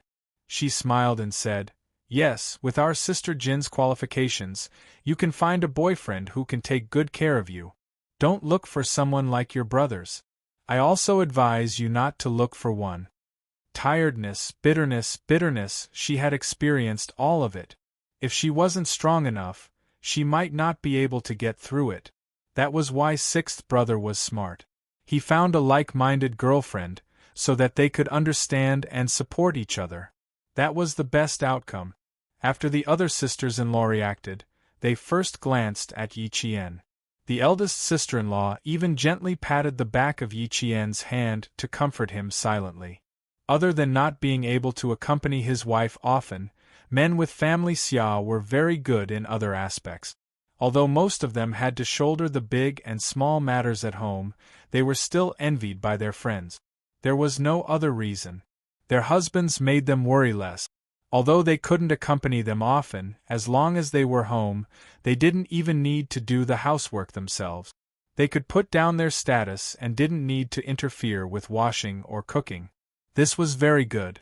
How could a person be perfect in this life? 9 out of 10 times, life didn't go well. However, compared to many other families, the things that didn't go well in their lives were nothing. With her husband doting on her, her parents-in-law doting on her, and the whole family helping each other, it was enough to make her happy. Yi Qian knew why his sister-in-law was gently patting her hand. He tilted his head and pursed his lips into a gentle smile. There was an indescribable strength in his bright eyes, which made his sister-in-law smile even more. Sixth brother's wife was stronger than they had imagined. Soon, the old madam gave the order, and the juniors all got up and left to chat. Old Madam and Old Master Qin invited the 2 elders of the Qin family to the guest hall. They ate fruits and reminisced about the past. They chatted happily even without the younger generation's company. Discarding all the misunderstandings and prejudices of the past, they calmly recalled the past when they were old. When the past was brought up, they couldn't help but lament that they were young and ignorant. It was just a small matter, and they could get over it with a smile. However, it became a knot in their hearts. Thinking about it now, they found it funny. The elders didn't interfere in the affairs of the younger generation, and the elders didn't hang out with the children and grandchildren. Aunt Xia Sujuan proposed a round of national treasures, which was unanimously approved by the aunts and aunts. Thus, eldest aunt, second aunt, youngest aunt, and third aunt just happened to sit at a table. Soon, the sound of mahjong playing could be heard. Chapter 34:16. Eldest uncle and the others didn't mind and pulled Uncle Zhou and the others to play a game of leveling up. Thus, eldest uncle, commander-in-chief Xia, youngest uncle, and Uncle Zhou sat at the same table again. The 2 uncles went to the chess room in the backyard and started a new round of chess. The elders found their own ways to relax and entertain themselves. The children didn't want to be left out and started to play snowmen under the care of the servants. The guards who came with eldest uncle and commander-in-chief Xia didn't have to stand guard at this time. They simply became the king of the children and led the children to build snowmen. The guards were also proficient in all kinds of martial arts. The 4 of them even played a competition to see who could build a snowman first. When the children saw this, they were so happy that they clapped their hands. Ho Zi and Xia Yiwei's children could have been sitting peacefully in the house. However, when they heard the children's laughter outside, the children, who were only a few months old, knew that they wanted to join in the fun and cried at the top of their lungs. They cried until the couple couldn't coax them in the house. In the end, the servants who were taking care of them reminded them if they should take them out for a walk. Although it was cold outside, the sun was warm. It was still okay to wear warm clothes and cover up tightly. Unable to coax the children, the couple carried them out. As soon as they came out, they were surprised. The two children who were crying at the top of their lungs actually stopped crying. Xia Yue couldn't help but gently pinch the children's tender cheeks in her arms. You guys are just like your brothers when they were young. You all want to go out and play. Hosey hugged his little princess and laughed. Isn't it great? You should go out for a walk. It's so boring to stay at home all day, isn't it, my little darling? After saying that, he raised his daughter high in his arms, making the delicate little girl giggle. The children were laughing, and the adults were laughing. The red lanterns hanging under the eaves swayed with the wind, as if spreading family Xia's laughter far, far away. Yi Qian and his sisters-in-law sat together and started to play cards. After playing a few rounds, Zhou Yijin, who was sitting next to Yi Qian, swallowed her saliva several times. This was because she realized that Yi Qian seemed to be counting cards. Just like now, third sister-in-law didn't even play a card. Aunt Lu seemed to know what third sister-in-law would play in advance. Her slender fingers had already touched the card she was going to play later. As soon as third sister-in-law played, Aunt Lu drew and put down the card without any consideration. After a few rounds, Zhou Yijin could see that something was up. In fact, Yi Qian did not calculate carefully. There were only a few dozen cards.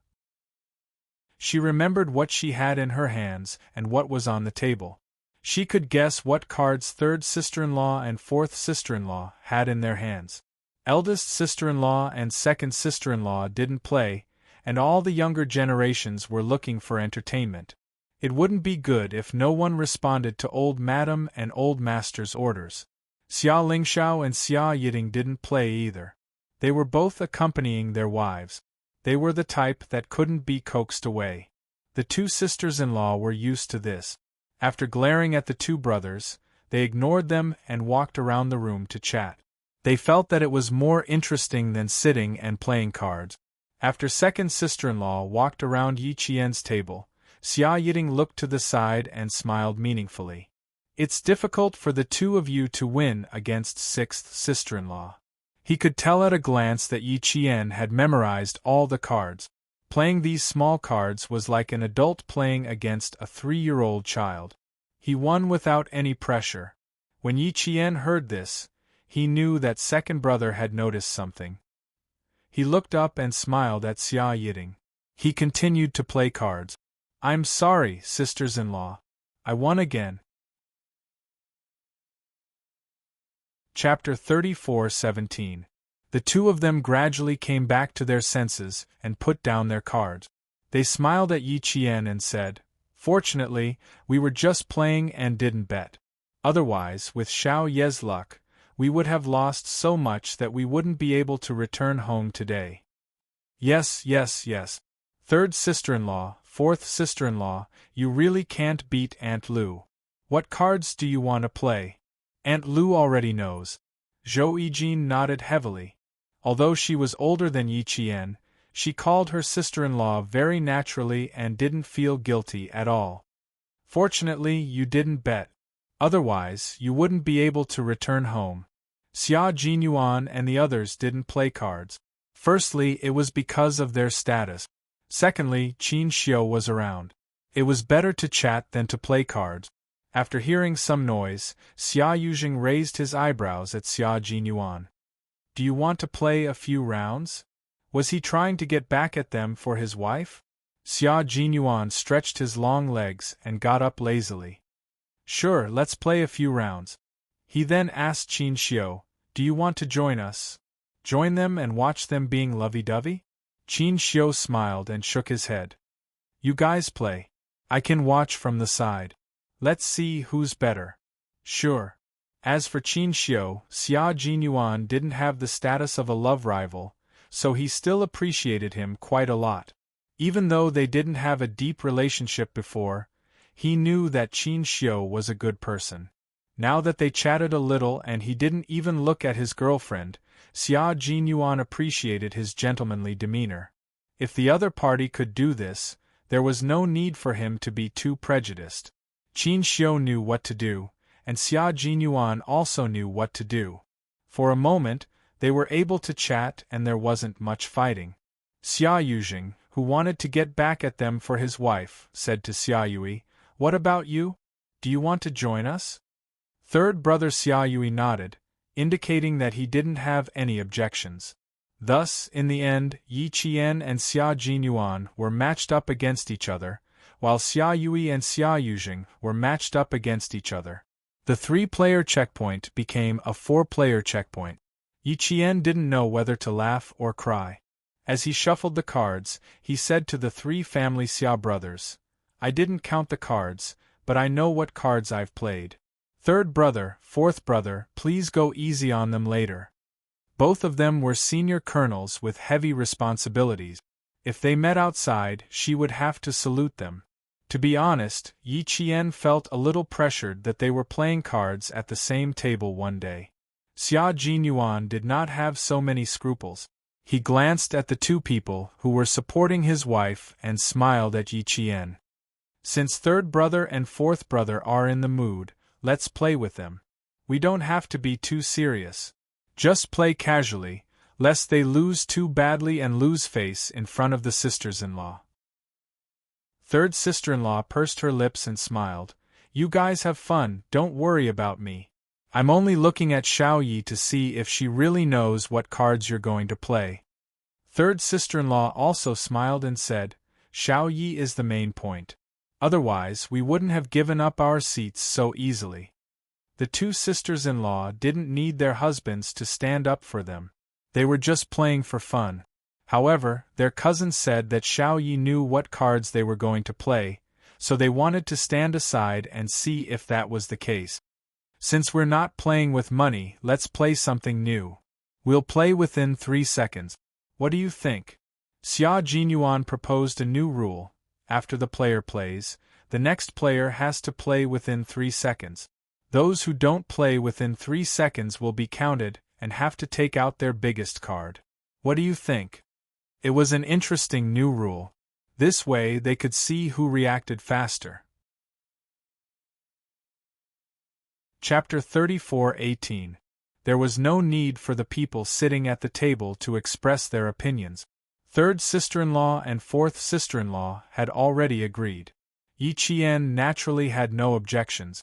Whether it was fast or slow didn't matter to her, and it wouldn't affect her ability to remember the cards. She nodded, and Xia Jinyuan began to shuffle the cards to start the game. Qin Xiu, who was watching from the side, saw that Yi Qian had already integrated into family Xia's life and didn't feel uncomfortable at all. His eyes darkened, and the bitterness in his heart deepened. Compared to family Xia's open-minded family, the Qin family was much more conservative. His mother was very particular about family background. Last night, his grandmother had only said that family background wasn't the most important thing now. As long as the family was clean, it didn't matter if the family background was slightly worse. His mother was afraid that his grandmother would introduce him to a girl with an average family background, so she immediately smiled and said, "You're right, but the world is different now. It's only because the world is different that it's worrying. What kind of child do you think a girl with a slightly worse family background can raise? No matter how good her character is, she's still inexperienced. It's not easy to be the daughter-in-law of the Qin family.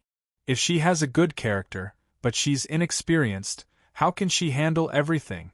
If she doesn't pay attention to what she says and offends someone, people will think that the Qin family is doing this on purpose." If he could hear the hidden meaning in his mother's words, how could his grandmother not? She just smiled and didn't say anything else. In the end, it was still about family background. Yi Qian was good in all aspects, and he was confident that his family Xia would accept her, but it was impossible for them to accept Yi Qian as sincerely as family Xia. Xia Jinyuan did it. He made everyone in family Xia accept Yi Qian and sincerely treat Yi Qian as family. They didn't look down on Yi Qian because of her background. On the contrary, they protected Yi Qian and respected Yi Qian. In this aspect, Qin Xiu was definitely inferior to Xia Jinyuan. He felt ashamed. For the sake of Yi Qian, Xia Jinyuan must have done a lot in secret, but what about him? Since she hadn't put in any effort, it wasn't surprising that she hadn't won Yi Qian's heart. Looking at the tacit understanding between the two of them, those who didn't know better would think that the two of them were exchanging cards. When Xia Jinyuan played a card, Yi Qian would purse his lips and smile when he saw Xia Jinyuan's eyes. With one look, Xia Jinyuan would understand what Xia Jinyuan meant.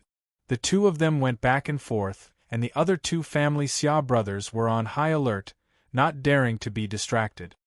You two are not allowed to make eye contact. Xia Yuzheng, Yi Qian's next player, missed 2 rounds of playing cards.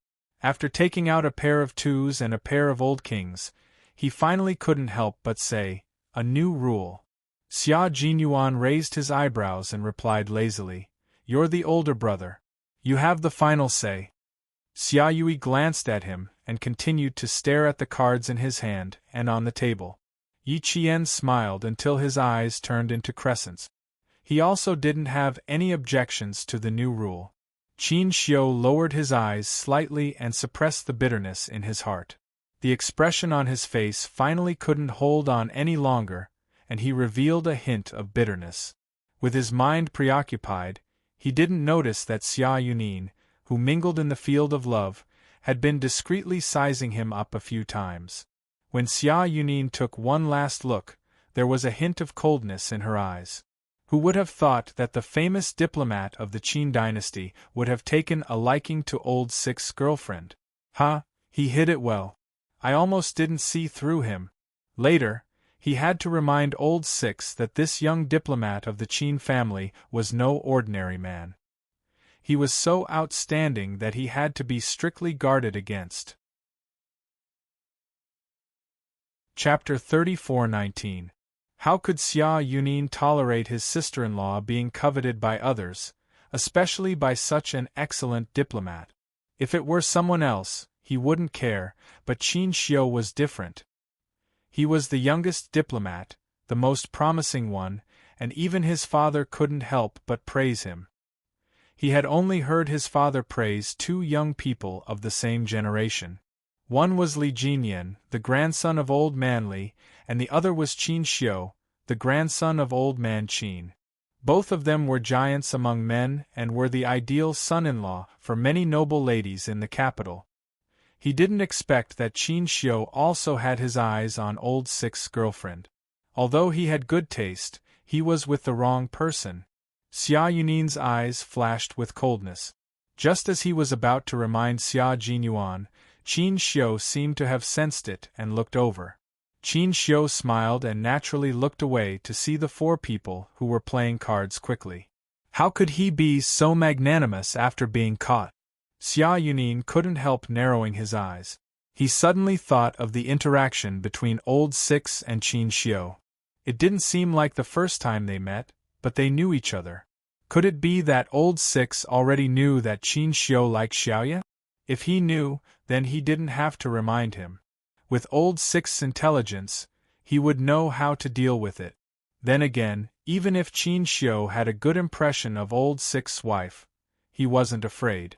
Xiao Yi obviously only had old Sixth in her eyes. Moreover, when the 2 of them were playing cards, old Fourth reminded them not to make eye contact. It could be seen that the 2 of them had a very good tacit understanding. Xia Yunin thought for a while and his heart settled down. Take old Six's wife for example. Even the elders were full of praise for her. It was normal for her to have a few admirers and suitors. As long as old Sixth knew what was going on and their relationship was good, no matter how many admirers she had outside, there was nothing to be afraid of. Besides, with Qin Xiu's character and upbringing in the Qin family, he wouldn't do something as immoral as stealing someone's love unless old Six couldn't stand the test. With this thought, Xia Yunin quickly forgot about Qin Xiu liking Yi Qian and stopped worrying. When it came to matters of the heart, no matter how much outsiders worried, they weren't the ones involved. Everyone focused on Yi Qian. Yi Qian played the last card in her hand, indicating that she had won. Xia Yujing had 4 cards, Xia Jinyuan had 1, and Xia Yui had 3. Yi won this round. They played a few more rounds, and Yi Jian always maintained the speed of playing cards within 3 seconds. Every time Xia Yui put down his cards, she would have already drawn her cards, and she would finish within 3 seconds. She didn't make eye contact with Xia Jinyuan, but both of them could remember the cards. Even if one hand turned into 2 hands, Yi Qian could still remember how many kings and tens were on the table. Out of 10 rounds, she and Xia Jinyuan won 6 rounds, while Xia Yujing and Xia Yui won 4 rounds. The winner and loser were decided. Xia Yui smiled and said, "Looks like Xiaoya's memory is really good." She didn't count the cards, but just remembered what cards were on the table, and she could roughly guess what cards we had. Your 4th brother and I admit defeat. Both of them had good memories, but it was still difficult to play cards within 3 seconds. If they thought for a few more seconds, they could also calculate each other's cards, but Yi Qian was clearly better. Xia Jinyuan was never stingy with his compliments to his girlfriends. He was even happier when he praised Yi Qian than when he praised himself. Hearing this, his thin lips curved into a smile and he said, "My girlfriend's memory is better than you think. She must have held back just now because she didn't want 3rd brother and 4th brother to lose too badly." Yi Qian wondered if she should give her boyfriend face. She really didn't hold back just now. Chapter 34:20. Just as she was about to explain, Xia Jinyuan winked at her, hinting for her to keep quiet and let him handle the situation. Yi Qian gave him a look, hinting for him not to think too highly of himself. He wasn't that good. Xia Jinyuan smiled elegantly. His handsome face was so gentle that the sisters-in-law couldn't help but laugh. These 2 people are so sweet that honey is oozing out of them. They are still exchanging glances in front of us. Aren't we too much of an eyesore? Should we withdraw and give the young couple some dating space? 4th sister-in-law took the lead to tease. 3rd sister-in-law quickly followed. We were playing cards just now, but we still glanced at you and me. You can see how much of an eyesore we are. Let's go. If we don't leave now, I'm afraid 6th brother is going to hate us. It's obviously a good date, but we're the pillars of support. 6th brother must be feeling very aggrieved right now. The more the sisters-in-law joked about Xia Jinyuan and Yi Qian, the calmer Xia Jinyuan became. He wasn't afraid at all. On the other hand, Yi Qian's face was already as red as rouge, making him look even more charming. His eyes were fixed on Zhouijin. Qin Xiu had already left. He couldn't stay any longer. If he stayed any longer, he would only make himself suffer. Even though he knew there was no hope, he couldn't let it go so easily. Just as the family was chatting and laughing, Commander-in-Chief Xia, who was supposed to be relaxing, walked over. He didn't say anything, but smiled and gestured for Xia Jinyuan and Yi Qian to follow him out. No one knew his father better than his son, and no one knew his son better than his father. No matter how big the smile on Commander-in-Chief Xia's face was, Xia Jinyuan could tell that there was something wrong with his old man's eyes. Something must have happened. He stood up with a smile on his face, held Yi Qian's hand, and said to his brother and sisters-in-law, "Excuse me, let's play a few more rounds later." They wouldn't have the chance to play later. Commander-in-Chief Xia left the old house with Xia Jinyuan and Yi Jian and went to the military headquarters. Qin Xiu, who had been taking a breather outside, saw the 3 of them leave. His footsteps were hurried as if something had happened. He was slightly startled and went back into the house. He heard old Madame Xia say with a smile, "It's always like this. I have to go to an emergency meeting immediately. I'm used to it." "How can you not be used to it?"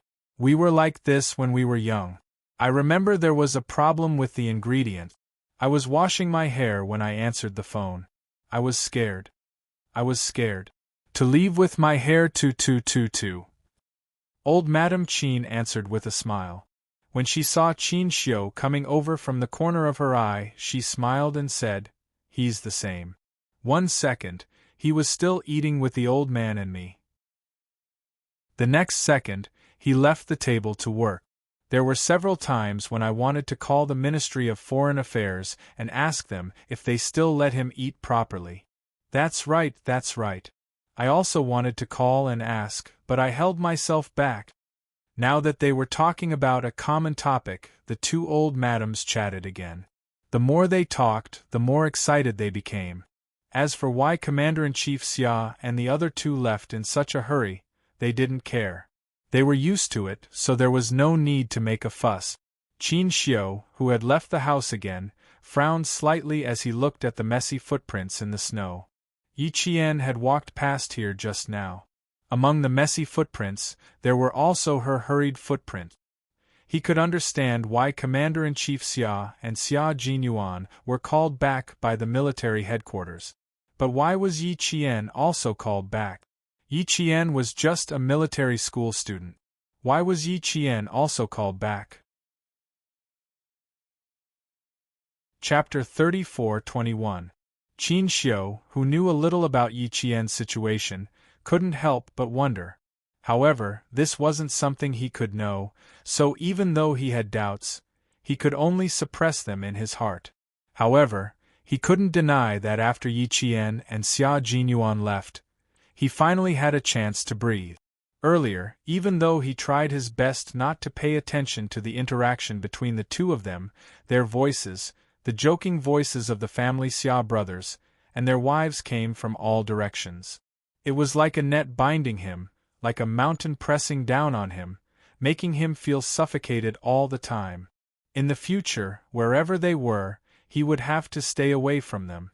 Qin Xiu clenched his fists as he stood under the eaves. Even with the warm winter sun shining on him, he still felt desolate in his heart. It was so cold that his fingers were trembling, and he could only calm himself by clenching his fists. He really didn't expect that there would be a day when he couldn't get what he wanted. No, he hadn't even started to ask for it, but it was destined that he couldn't get what he wanted. With a bitter smile, Qin Xiu let out a very soft sigh. If he couldn't get what he wanted, then there was no need to ask anymore. So be it. Let nature take its course. Don't think about it anymore, don't deliberately avoid it. The family Xia's laughter continued. Zhou Yijin sat in Yi Qian's previous seat and imitated him. Just like this, when third sister-in-law played, I saw Aunt Lu's lips curl up slightly as if she was saying, "I knew you would play this card." Then Aunt Lu played. She even knew what fourth sister-in-law would play next. After she played, fourth sister-in-law continued to laugh when fourth sister-in-law spoke. Oh my God, she laughed so hard that my heart twitched. I was actually a little scared. She remembered all the cards and even knew what cards the other person had. I've heard of people who were very good at playing cards, but I didn't expect Aunt Lu to know how to do it too. Also, just now, when third brother and fourth brother were playing, I even saw Aunt Lu raise her eyebrows. Even if you were playing, she wouldn't be afraid. Anyway, she knows. Aunt Lu also said that she hasn't played cards for a long time. If I didn't know that she's a military school student, I wouldn't believe that she hasn't played cards for a long time. She was obviously older than Yi Qian, but she didn't feel awkward at all when she called out Aunt Lu. The other sisters-in-law couldn't help but laugh. Just now, sixth brother's wife's husband had said that her memory and mathematics were good. It was normal for her to calculate the cards in other people's hands based on her own cards and the cards on the table. There was no need to make a fuss because they could do it too. It was just that they were slightly slower and couldn't do it within 3 seconds. In other words, they were slightly inferior. Of course, they wouldn't say such embarrassing words in front of their wives. Zhou Yijin didn't see through the subtle thoughts of her cousins, and continued to talk about how good Aunt Lu was. After all, the eldest sister-in-law was the eldest sister-in-law. She could see the subtle thoughts of her younger brothers-in-law. She smiled and said, "Yijin, your Aunt Lu is 3 years younger than you. Why don't you feel any pressure at all and call her Aunt Lu directly? Don't you feel awkward?" There was a moment of silence. Then, Zhou Yijin blinked and screamed in horror, "What? Aunt Lu, she's younger than me? How is that possible? Why do I feel like she's older than me? How can she be younger than me?" This question really stumped them. It also made them realize that it seemed to be true. They didn't feel that Yi Qian was younger than Yijin. They always felt that Yijin was younger than Xiao Yi. In fact, Yi Qian was younger than Zhou Yijin by 3 years. After the new year, Yi Qian would be 21 years old and Zhou Yijin would be 24 years old. Chapter 34-22. However, Yi Qian made everyone think that she was older than Zhou Yijin. From her speech and behavior, she looked older than Zhou Yijin. If one were to talk about physiognomy, one could see that she was much younger. I think I can understand why Old Six was able to confess to Xiao Yi when she was still in high school. Xiao Yi is much more mature than other high school girls, so Old Six directly ignored Xiao Ye's actual age. See, sister-in-law directly revealed the truth. Xia Jinyuan did indeed think so back then. After seeing how Yi Qian handled matters and how fearless she was on the battlefield, it was too easy for people to ignore her actual age. After living 2 lives and experiencing so many ups and downs, it was difficult for Yi Qian to have the naivety that people her age should have. Naturally, she was much more mature in dealing with matters and naturally gave people the wrong impression. Today, if Xia Lingxiao's wife hadn't mentioned it, the entire family Xia, including Zhou Yijin, wouldn't have thought that Yi Qian was actually younger than Zhou Yijin. Qin Xiu stood for a long time and breathed out a sigh of relief. He no longer stayed outside the house where he could hear the name, Yi Qian, from time to time. Instead, he found an excuse to leave the family Xia to get some fresh air. He had promised to stay away, so he had to keep his promise from now on. When Xia Yunin heard Qin Xiu say that he wanted to go out for a walk, her eyes flashed slightly. There was a faint and clear smile in her eyes. This young diplomat was indeed someone worth befriending. No wonder Old Six could still talk and laugh with him even when he knew. When the old madam heard that Yi Qian could easily be misunderstood as being older than her own granddaughter, she didn't say anything to the younger generation in front of them. When night fell, she said to the old master, "Old Six's family has suffered. Sigh, this child is lucky that after suffering comes happiness. Otherwise, who knows how she would be tortured by that family." Yi Qian still didn't know that the old madam had once again taken pity on him that night. At this moment, she was already sitting in the carriage. Her expression was cold, and her clear eyes were filled with hostility. In the depths of her pupils, there was a murderous aura surging. She already knew that because of Sun Ying, Principal Chen's identity had been exposed. Now, the news was still sealed in the country and had not been spread abroad through special channels. However, nothing was absolute. Sun Ying has a pistol in her hand. The target is a key surveillance target. If she makes any dangerous moves, she will be dealt with immediately. She's been looking for you all over the place, and they've already found evidence of Li Chuhai overseas. They're starting to close the net. Yi Qian, you're invited to this meeting. It's very likely that you'll be directly involved in the operation. You have to be mentally prepared. In the car, Commander-in-Chief Xia first told Yi Qian that Principal Chen's identity had been exposed. Sure enough, after Yi Qian heard about it, her smiling expression suddenly became stern. Her entire temperament changed drastically. She was no longer as gentle as she was at the family Xia. She was fierce and cold.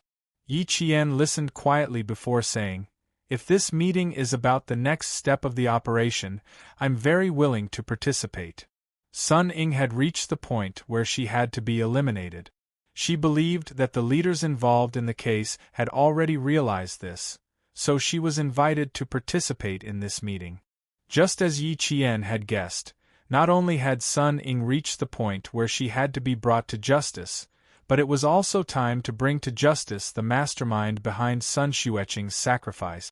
On the 4th day of the new year, the entire nation was still immersed in the festive atmosphere. A large net was quietly pulled open to remove the malignant tumor. Chapter 34-23. Yi Qian, who was sitting in the car, finally understood why her mother's case was progressing so slowly even with the involvement of the Military Commission for Discipline Inspection, the Ministry of Defense, and the Ministry of National Defense. The net was too wide, so wide that she realized how terrifying the situation was. Smuggling, reselling. How dare they? How dare they? Currently, we have more than 80% of the evidence. We can prove that martyr Sun Xueqing's sacrifice wasn't an accident. It was because she knew who was behind this, but she didn't have time to report it to her superiors. Perhaps we can say that before she knew who was trustworthy, they had already been discovered. In order to hide the evidence of their crimes, martyr Sun Xueqing sacrificed herself. Most of these people were dealt with back then, but the main target escaped because he had time to spare. This person is now a very successful businessman, but also a very dangerous one. He has close ties with foreign criminals and has a rather large underground market. Now, this person, Commander-in-Chief Xia, who was sitting in the back seat with Yi Qian, took out a photo from a file and handed it to Yi Qian. This is the bodyguard of our main target. He is also in charge of handling important domestic matters. Sun Ying has been in contact with him since she returned to China, but our main target has never contacted Sun Ying. Sun Ying only knows that the person who arranged for her to go abroad was her boss, but she doesn't know who her boss is. The man in the photo was holding a gun with one hand and looking straight ahead. This person's gaze was sinister, and his lips were extremely thin. When he pursed his lips, he exuded a sinister aura. He held the gun with one hand and looked straight ahead. His expression was so cold that it seemed to carry a dark aura. Just from the photo, it was clear that this person was a dangerous person. Yi Qian's pupils constricted as she took the photo. This person. She had seen him before, Not in this life, but in Yi Ying's previous life. Back then, in order to get the household register from Yi Zhifan, she had seen this man when she was waiting outside Yi Zhifan's house. Yi Zhifan was very polite to this person and even personally opened the car door for this man to get in. Did Yi Zhifan already know why her mother sacrificed herself at that time? Was Yi Zhifan already planning to get rid of her at that time? Yi Qian's emotions fluctuated a little. She couldn't help but tighten her grip on the photo. She pursed her lips and looked up at Commander-in-Chief Xia. She suppressed the huge fluctuations in her heart and asked calmly, "So, this person is also helping Sun Ying to get rid of me, right? You can put it that way. Why? Have you seen him?" Even Yi Qian's emotions. Commander-in-Chief's expression. When? Where? Where and when? Where? She couldn't say that she had seen him in her previous life. Yi Qian took a deep breath and pursed her lip.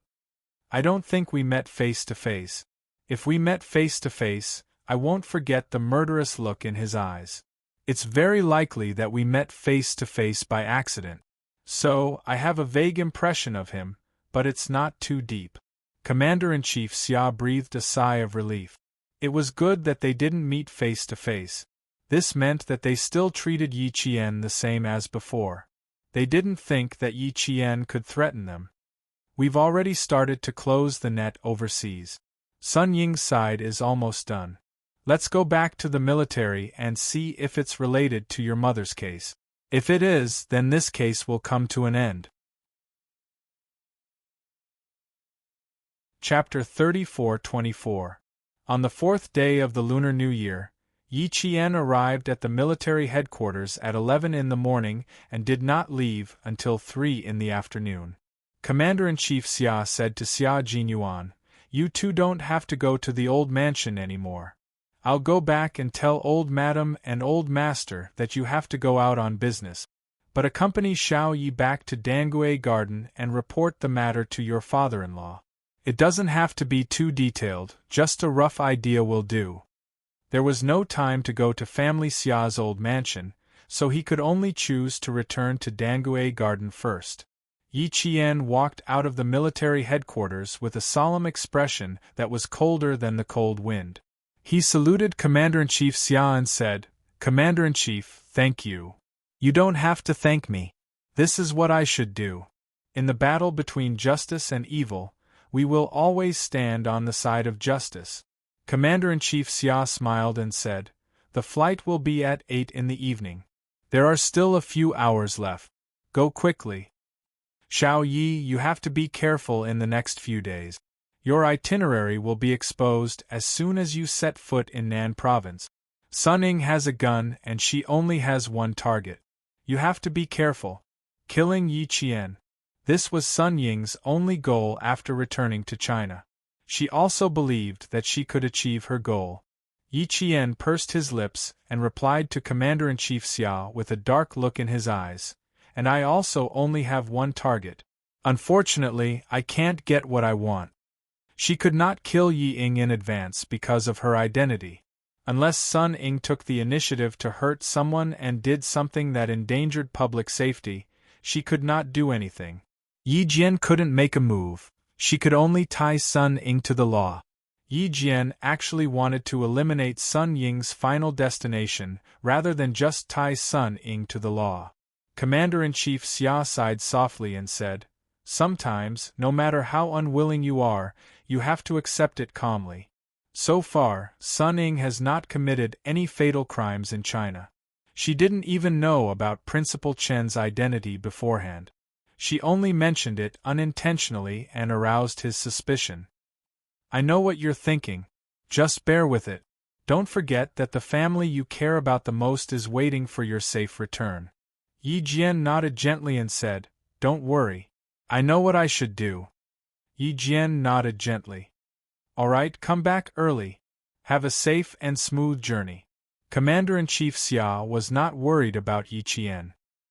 He then instructed Xia Jinyuan, who was secretly following them, "Keep an eye on this side and protect Xiao Yi well." To be on the safe side, Xia Jinyuan would secretly protect Yi Qian. If the situation went south, he would immediately provide support. This was a request made by Commander-in-Chief Xia. The main purpose of this operation was to arrest Sun Ying and take advantage of the situation to lure out the Asian man who had been in contact with Sun Ying. They would further control this person and cut off the mastermind's contact with the outside world. Then, they would launch a surprise attack to complete the operation in China. Previously, when Yi Qian asked why they didn't take the mastermind into custody first and then further control the Asian man, the head of the National Defense Department told her that the Asian man was far more dangerous than the mastermind.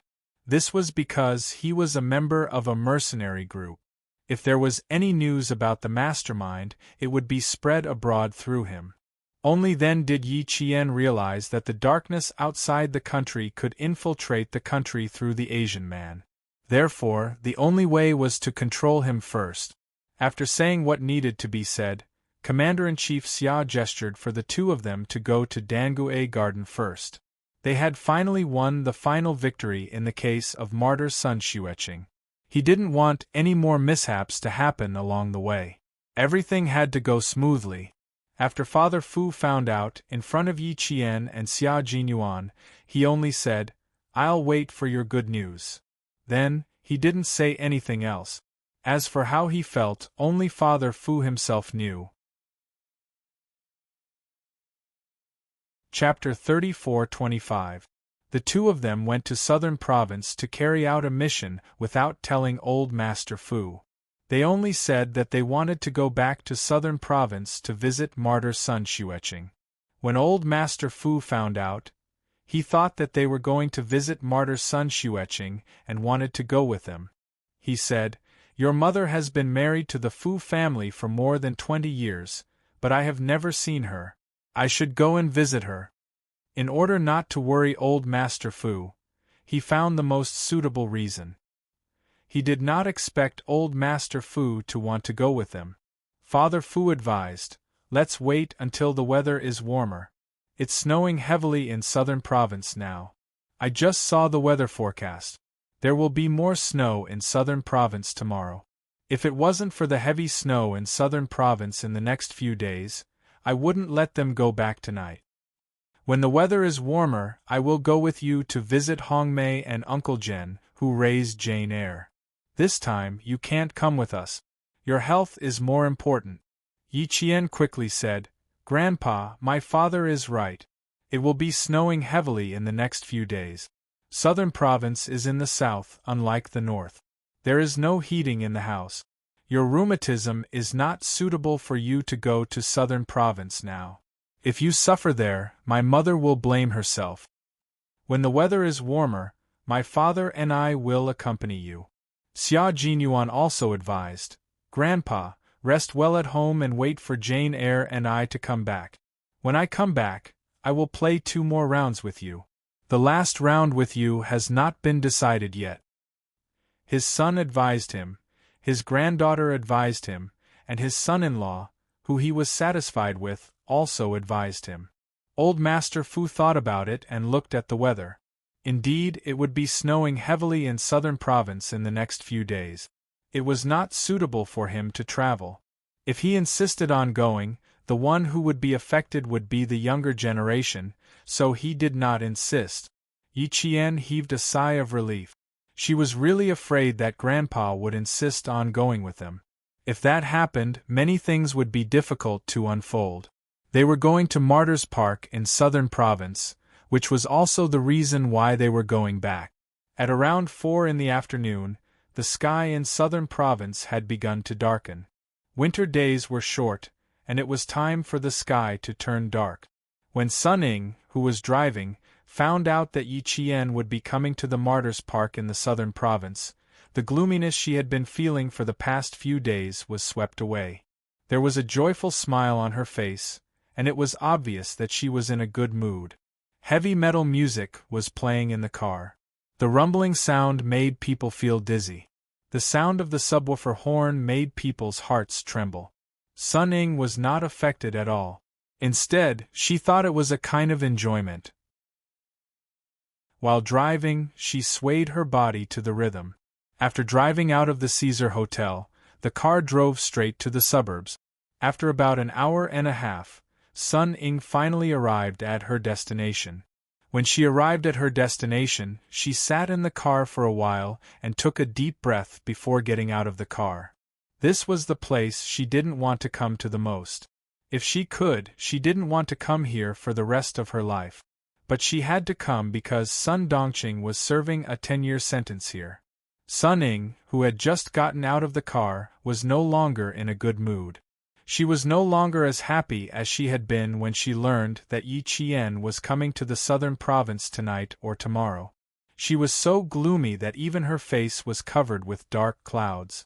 The visiting time was supposed to be 5:40 p.m. Now, it was only a few minutes away from 5:40 p.m. Sun Ying adjusted her expression and once again walked into this place she didn't want to come to at all. Sun Dongqing knew that her daughter was coming a few days ago. She had been waiting for this day for a long time. When the prison guard reported her number and escorted her out, the smile on Sun Dongqing's face didn't disappear even though she was much thinner. Chapter 34-26. Great. Her Unyielding had finally come to visit her. She wondered how her daughter was doing outside. With Unyielding's intelligence, she was sure that she was doing well. Moreover, she had left a large sum of money with her. With money and a house in her hands, her life should not be too bad. Sun Dongqing walked out of the prison with her hands and feet chained. Her face was beaming with joy. Even the prison uniform she was wearing couldn't hide her joy. Sun Ying's arrival had made her, who had endured the torment of being imprisoned for more than half a year, feel much better. At 5:40 p.m., the mother and daughter, who had not seen each other for several months, finally saw each other through the thick glass. The moment Sun Dongqing saw her daughter, she immediately rushed to the glass, and was so excited that tears flowed down her cheek. Ying, Mommy's precious daughter, this was Sun Ying's first visit to the prison. Sun Dongqing was so excited that she had forgotten the prison guard's instructions. It was not until the prison guard reminded her that she realized that her daughter could not hear her even if she was standing outside. As for Sun Ying, the moment she saw Sun Dongqing, her eyes were filled with tears. She did not say anything, but her tears flowed freely. When she picked up the phone, she was already sobbing. Mom, Ying is here to see you. Are you okay? The relationship between the mother and daughter was quite good. Sun Ying hated everyone around her, but she didn't blame Sun Dongqing. As a mother, Sun Dongqing did protect Sun Ying in every way, and did her best to give Sun Ying the best she could. Unfortunately, she used the wrong method, and caused Sun Ying to make mistakes again and again until there was no turning back. Hearing her daughter's desolate voice, Sun Dongqing felt that her heart was about to break. She wiped away the tears on her face and pretended that everything was fine. She squeezed out a smile and said, Mom is fine, Mom is fine. Don't worry about me. Mom is fine. But Ying, why did you lose so much weight? Did you suffer a lot? Did you suffer a lot? Are you having a hard time? Or did someone bully you? She asked one question after another. Every question was filled with the heart of a mother. She was only worried about her daughter. Sun Ying shook her head and replied with tears in her eyes, No, Mom. I'm not good at all. They bullied me and made fun of me. I was homesick, so I went back to the village to visit them. In the end, they chased me away. Mom, they chased me away. It was as if they had returned to the past. No matter what happened outside, as long as she didn't get what she wanted, Sun Ying would complain to Sun Dongqing, because she knew that her mother, who loved her, would definitely seek justice for her. But this time, Sun Dongqing was powerless. How could she, who had lost her freedom, seek justice for Sun Ying? What right did she have to seek justice for Sun Ying? Even if she could hear her heart twitching and bleeding, Sun Dongqing could only be locked in this square place, unable to go anywhere else. She could not seek justice for Sun Ying, so she could only grit her teeth and say, How dare they? That's your home. How dare they? Why wouldn't they dare? Mom, no one allowed me to return to the village. Even the village chief, Zhang Difu, didn't allow me to return to the village. They also said. Sun Ying cried until she was about to faint when she spoke of her grievances. Her lips were trembling. Sun Dongqing, who couldn't do anything to help, was almost pressed against the glass. She clenched the microphone tightly and gritted her teeth. Even Zhang Difu didn't allow you to return to the village? A bunch of ingrates, a bunch of ingrates. Your father helped them so much in the past, and now they don't even allow you to return to the village.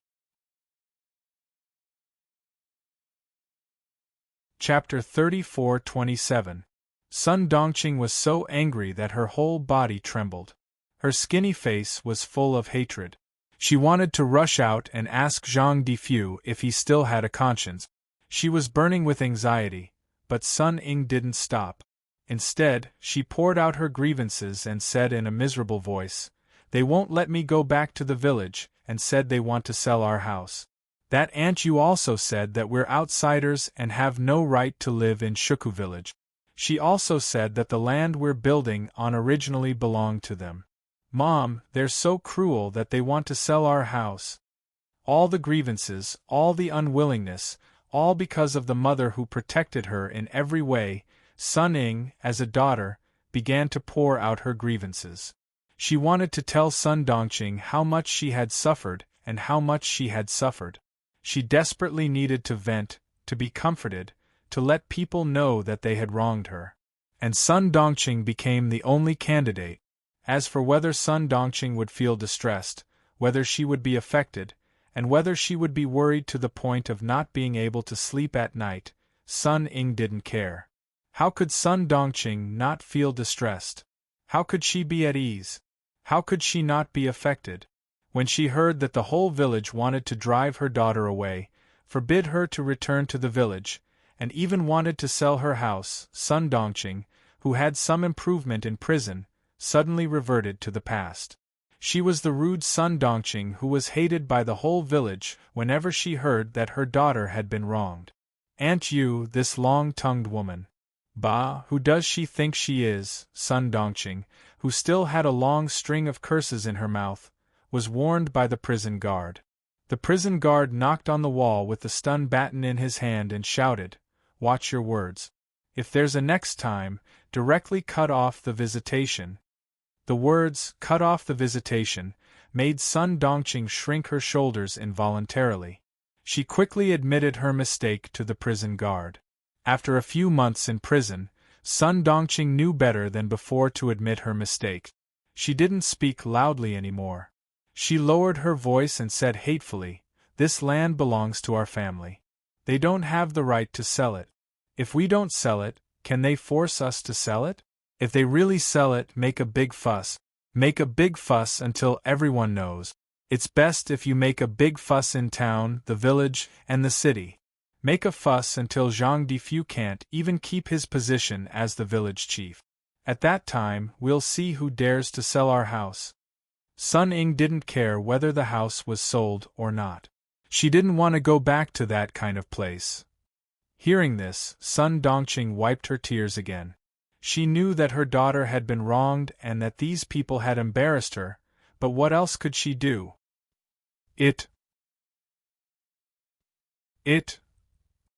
She didn't dare to move too much. She could only secretly pound her chest and hold the microphone tightly. She was anxious and angry. She was about to break down. Seeing this, she comforted Sun Dongqing, "Mom, I'm fine. I don't want to go back to that place anyway. It's sold. At least Zhang Difu has some conscience. He said that he will sell the house to me. Mom, it's okay. Let him sell it. When we go abroad in the future, I'll buy you a villa with a big lawn in front and a big lawn in the back." Chapter 34-28. Sun Dongqing, who was on the verge of breaking down, suddenly heard her daughter's tone change to light and quick. She even said that it would be better to sell the house and buy a villa abroad. For a moment she couldn't keep up with her daughter's rhythm, so she choked on her breath until she started to hiccup. Yu. What do you mean? It would be better to sell the house? That's our home. Why do you want to go abroad again? No. You can't go abroad. Go abroad? Absolutely not. It was because she had gone abroad that her daughter had suffered so much. It was because she had gone abroad that so many things had happened afterward. She had been in jail for so long. After being educated every day, she could not help but wonder if she had done something wrong. Did something wrong that led to all the things that had happened afterward? She thought about it again and again. She really thought of it. That's right, she went abroad. If she did not go abroad, that B*TCH Yi Qian would not have had the chance to make that videotape. Without that videotape, Mrs. Li would not have suddenly abandoned her daughter. Without that videotape, she would not have divorced Yi Zhifan.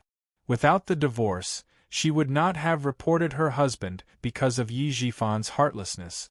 Everything was caused by going abroad.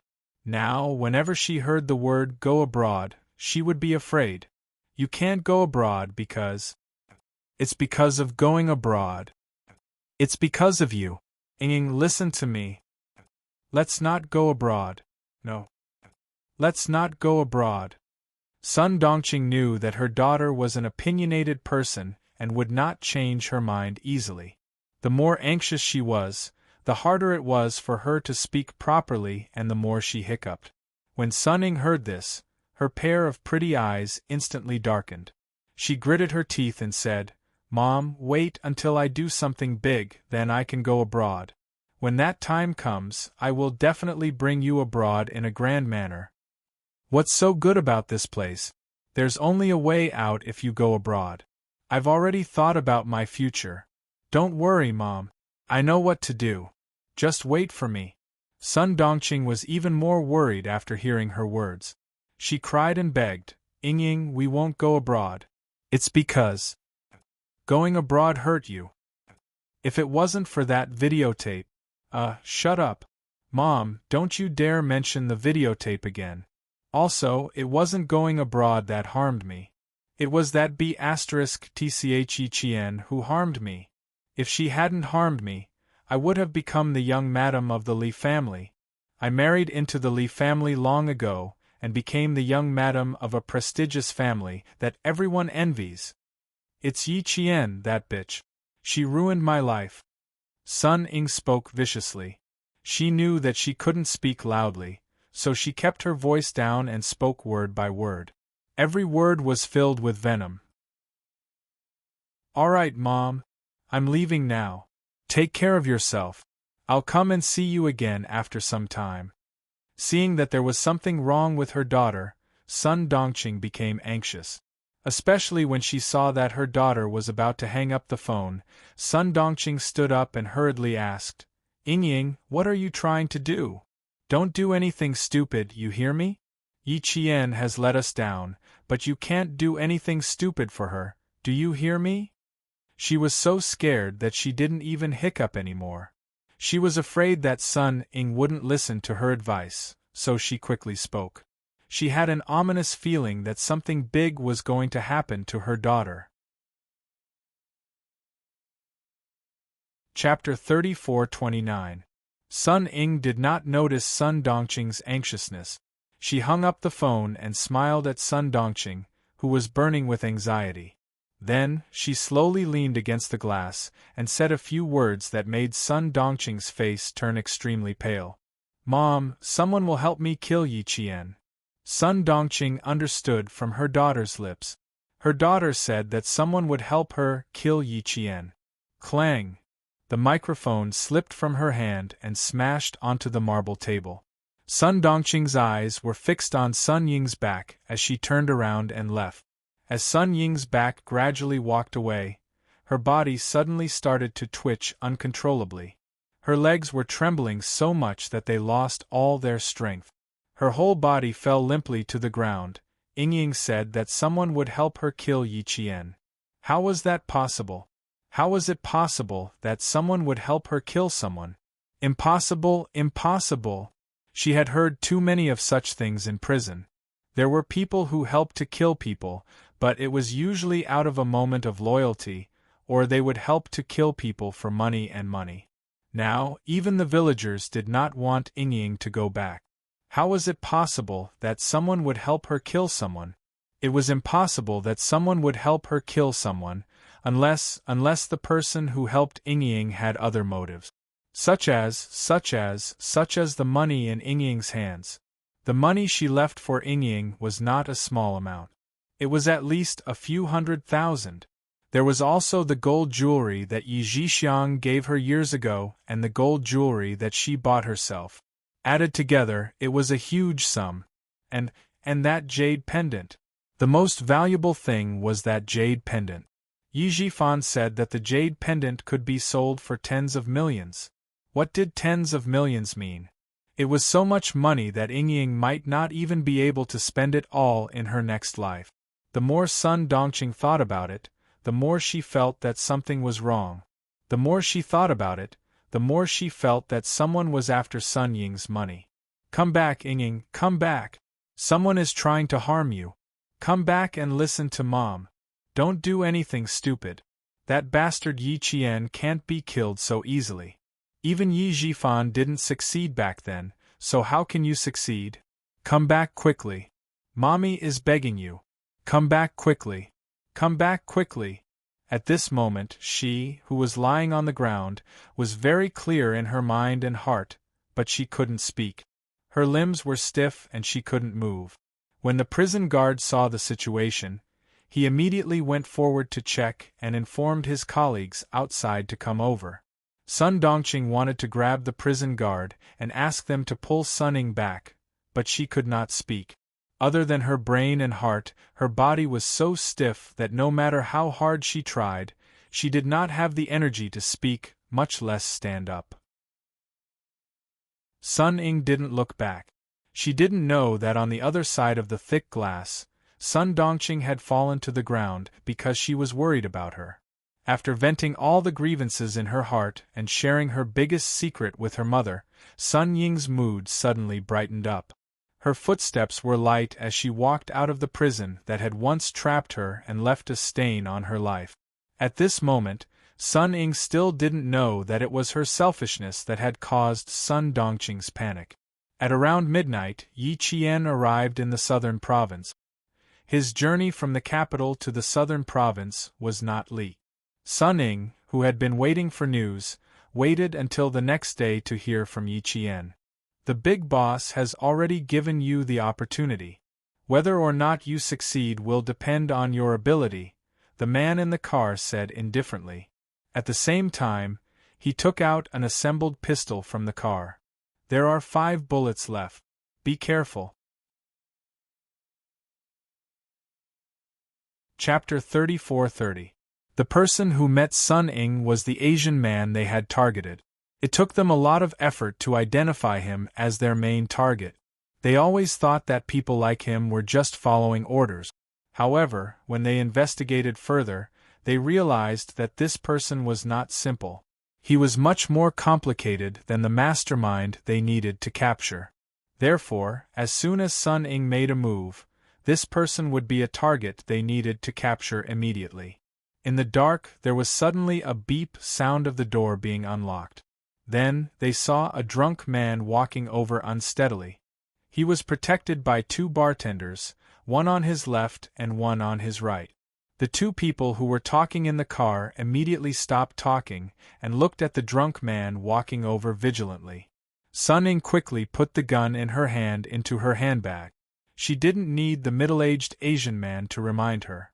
This was the most famous red light district in the southern province. The bar they were in was run by Li Chuhai. The basement of the bar was not a place where ordinary cars could drive in. Only the bar's VIP customers and extremely wealthy customers were allowed to park their cars in the basement. "Sir, please watch your step." The bartenders who followed closely behind didn't directly help the drunk man. Instead, they carefully protected him and reminded him. They didn't touch him physically. Some customers didn't like to be touched, and this drunk man was one of those customers who didn't like to be touched. He took out a bag from the car and staggered out. He even forgot to close the door. The bartenders who took care of him closed the door for him. He was indeed drunk. He was so drunk that he forgot to close the door. He was so drunk that he couldn't even tell which direction the elevator was in. He staggered all the way. It was obvious that he was a drunk man. The middle-aged Asian man waited until the 3 of them entered the elevator again before he said to Sun Ying, "She won't stay for long. If you want to deal with her, you have to hurry." "I know." Sun Ying nodded. Her eyes were shining with excitement. She asked again, "Boss, have you arranged everything for me? You just have to deal with your problem. You don't have to worry about anything else." She didn't want to care, but it was related to whether she could leave the country safely. She had to ask. Perhaps it was because she could deal with Yi Qian immediately and leave alone. Sun Ying asked the question that had been on her mind. "Why did boss help me get rid of Yi Qian? Is there a grudge between boss and Yi Qian? Otherwise, why would he help her?" It was unknown if Sun Dongqing's prayer had touched the heavens, but Sun Ying actually asked such a question. The middle-aged Asian man couldn't help but raise his eyebrows slightly. "Even I don't have the right to ask about the big boss's matters. Sun Ying, do you think you have the right to ask about it?" His voice was very cold, and there was a trace of blood in it. Sun Ying was so frightened that her heart skipped a beat. She didn't dare to ask again, and even her face turned pale. She didn't dare to ask. The suspicion in her heart grew bigger and bigger, and she was more and more certain that her guess was right. Yi Qian must have offended the big boss, and that was why the big boss would help him. How did Yi Qian offend the big boss? Even she had never met the big boss, so how could Yi Qian have met the big boss? Sun Ying didn't quite understand. Although it was strange, facing the coldness of the middle-aged Asian man, she didn't dare to ask again. It didn't matter if she didn't know. She just needed to know that she could get her revenge soon. Chapter 34-31. Don't ask what you shouldn't ask. The more you know, the worse your end will be. Keep your mouth shut and mind your own business. If you ask too much, you'll anger the big boss. Sun Ying, you should know what the big boss is capable of. He only needs to lift a finger, and you'll wish you were dead. The middle-aged Asian man didn't stay for long. Half warning and half threat, he got out of the car, leaving Sun Ying, who was so frightened that her back was drenched in cold sweat. She sat in the car, not daring to move for a long time. Wish you were dead. Wasn't that a living hell? Thinking back to the days when she had just been thrown into the red light district, Sun Ying realized that she had underestimated the world. She used to think that she was great. She had a father who was a government official, a mother who was protective of her, and so many people who flattered her. She thought that she was great and that everyone should give in to her and flatter her. Only when she got there did she realize that in the eyes of the truly rich and powerful, she was just an ant that couldn't be any smaller. They wouldn't even bother to strangle her to death. At this moment, even though the middle-aged Asian man had already gotten out of the car, Sun Ying's face was still pale, and cold sweat kept breaking out on her back. Just now, she had been too complacent. If she had angered the big boss, her end wouldn't have been just death. She would have been in a living hell. This wasn't just for show. After a while, Sun Ying started the car and left only when she could feel her hands and feet. She was scared. She was really scared. She just needed to take care of herself and do her job well. As for the grudge between the big boss and that B*TCHECN, she didn't need to know.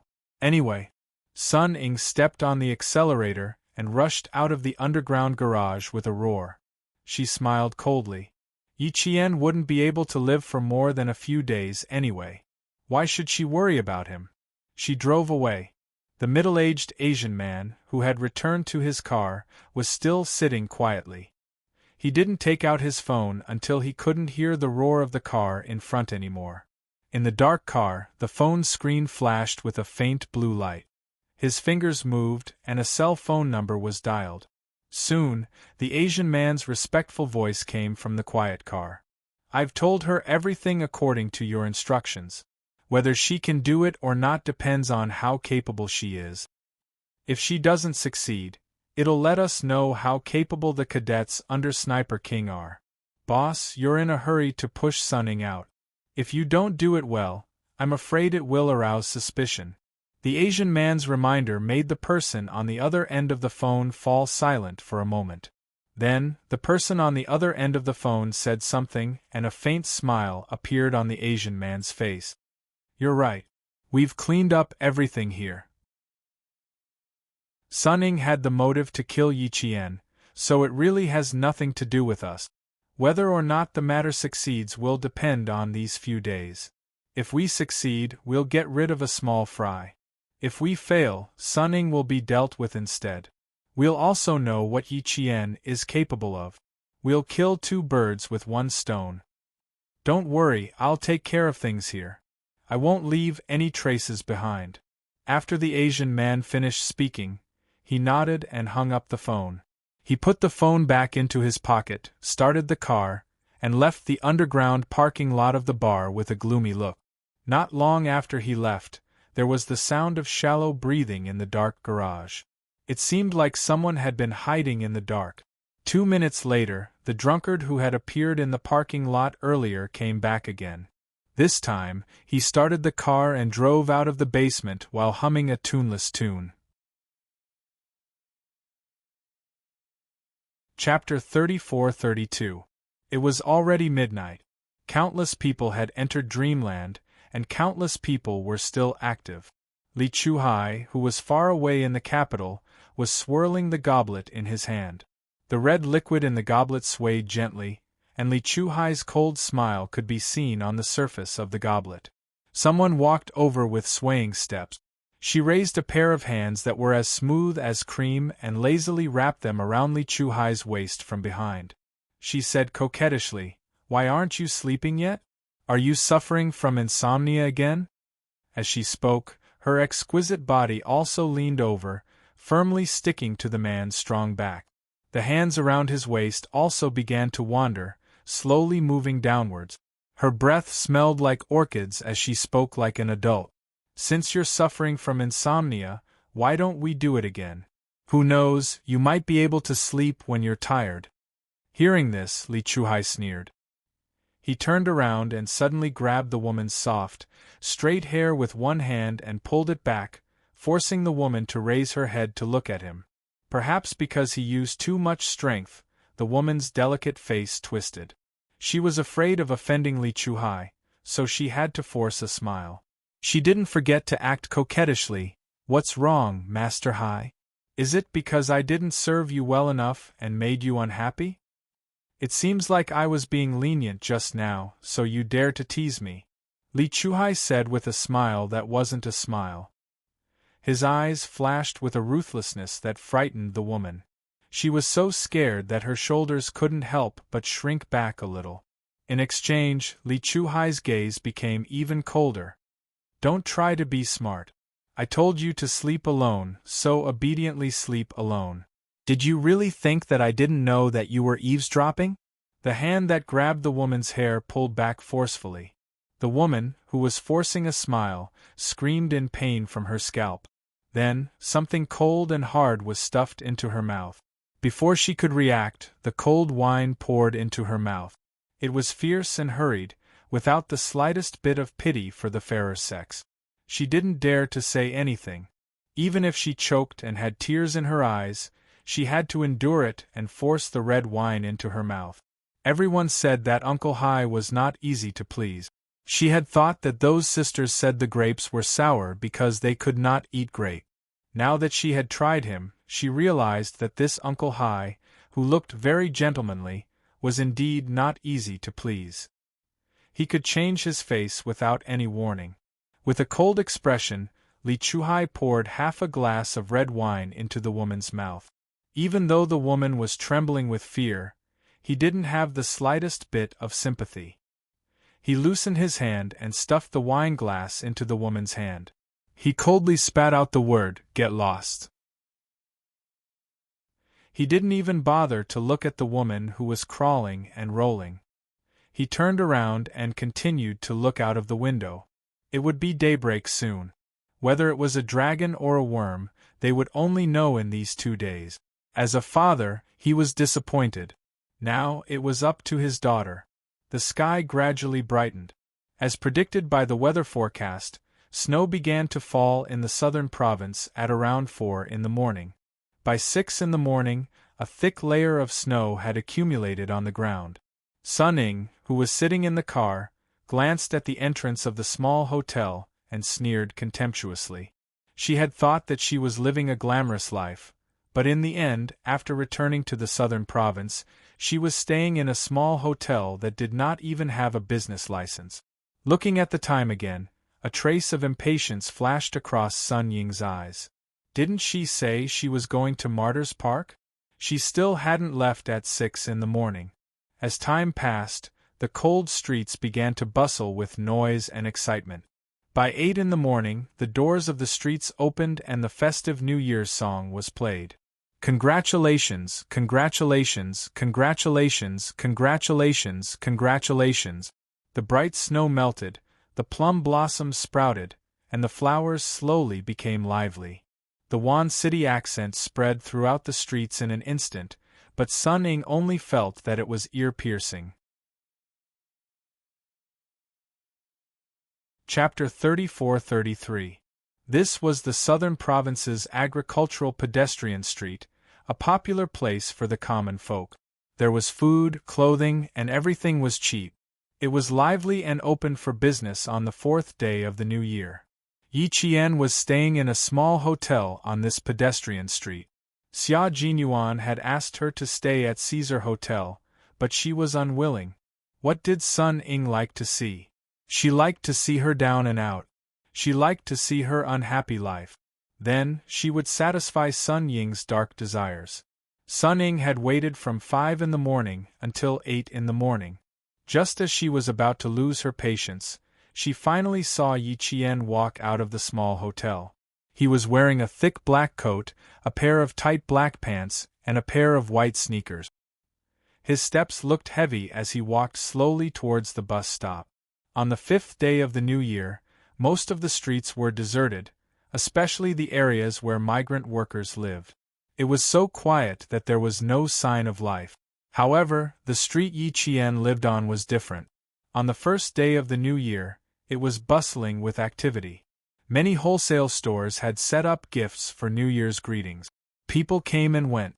Yi Qian walked slowly into the crowd after coming out of the hotel. His hands were in the pockets of his long black coat, and his delicate chin was buried in his scarf. He walked slowly by himself, as if he was completely isolated from the hustle and bustle around him. Sun Ying, who was sitting in the car, was so angry that she clenched her teeth. She only came out at 8. She couldn't do anything now. Sun Ying wanted to shoot Yi Qian as soon as she saw him, but she knew that she couldn't do it now. It seemed like she had to wait at Martyrs Park. She didn't know if she would go to Martyrs Park today. If she didn't go, wouldn't she have wasted another day waiting there? After thinking about it, Sun Ying decided to start the car. She planned to slowly follow Yi Qian and shoot as soon as she had the chance. Yi Qian, who had walked out of the hotel, already knew that Sun Ying was watching him from outside. He also knew that Sun Ying was looking for an opportunity to take out her gun and shoot him. She didn't expect that Sun Ying was taken to the underground market overseas for training. The mastermind Li Chuhai really thought highly of her. In order to test her, he spent a lot of effort to train Sun Ying. She also wanted to know if Sun Ying, who had been specially trained, had any skills. Yi Qian walked to the bus stop and quickly got on the bus.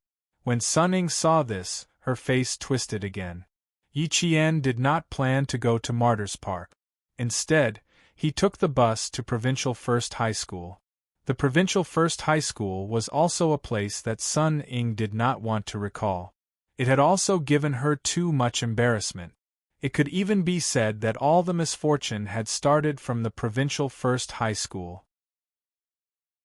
With a twisted expression, Sun Ying stepped on the accelerator and followed the bus closely. She wanted to see what she was going to do at the Provincial First High School.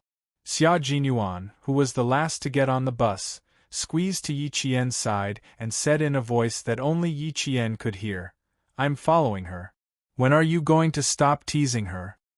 "I'm not teasing her. Originally, I planned to visit my mother and Uncle Jen today. Now that my classmates have agreed to go to the Provincial First High School together, I can't be absent. But Captain Xia, what are you going to do if you follow her all the way to the Provincial First High School?" As the bus shook, Yi Qian's low voice drifted into Xia Jinyuan's ears. "You can't pretend to be a student from the same batch. Captain Xia, what are you going to do?" Chapter 34-34.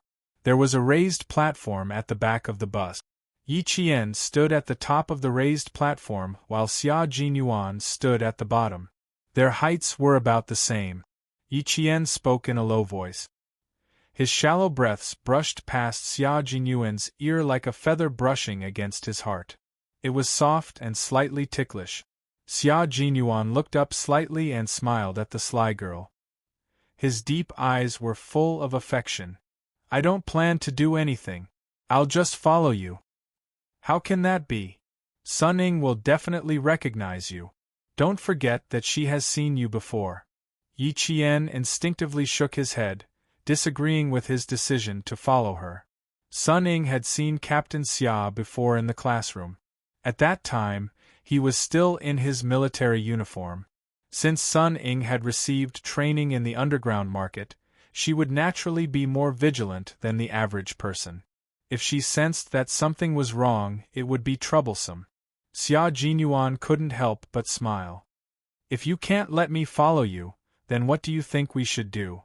You can't leave my sight, and you can't let me pretend to be your classmate. What else do you think we should do? We'll walk around the school first. It's okay if you don't follow us inside. No matter how much Suning hates me, she won't dare to do anything in school. Besides, I have so many classmates around me. She won't dare to do anything. If you're really worried, you can actually wait for me outside. Or maybe you can find a place to rest and wait for my call. How about that? As soon as she finished speaking, Xia Jinyuan couldn't help but narrow his eyes. His little fox was deliberately trying to send him away. His thin lips curled into a slight smile. His tall and broad body leaned back as the bus braked. Yi Qian was still afraid that he would fall, so he instinctively raised his hand and used his elbow to support his back. Then he heard the man's soft voice. You want to send me away? That won't do. The higher-ups have instructed me to protect you. You can't send me away. Yi Qian's intention was immediately seen through. Yi Qian couldn't help but purse his lips. His dark eyes were filled with helplessness. That person definitely knows you. I'm afraid of causing you unnecessary trouble. Just like Principal Chun, because his identity was exposed, he could be killed at any time. Captain Xia's identity was special. Once Li Chuhai found out, there would be a lot of trouble in the future. She was even more worried that he would fake his death and retire in order to cover his identity as Principal Chun. This was what she was worried about. She had been worried about it ever since she knew that he was secretly protecting her. If that person really knows, he won't be able to spread the news. It's just like how he can't send the news overseas even though he knows Headmaster Chen's identity. Now that he knows my identity, the higher-ups will not let him leave the country alive. Compared to Yi Jian's worries, Xia Jinyuan, who had been living on the edge of a knife, was not worried about his identity being exposed at all. The military and national defense would not allow such a thing to happen. Yi Qian wasn't as optimistic as him. Nothing was absolute.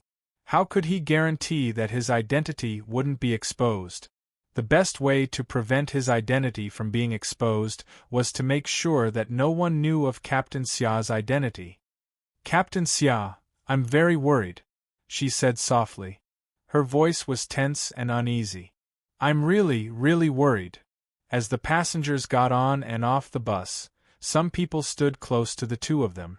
Yi Qian pursed his lips and didn't continue speaking. Her hanging hand was suddenly grabbed, and the familiar touch made Yi Jian lower her head to look at her hand. The darkness in her eyes deepened. Chapter 34-35. She hoped that the owner of this hand would always be by her side. She didn't want anything to happen to him, and she didn't want him to be in danger because of her.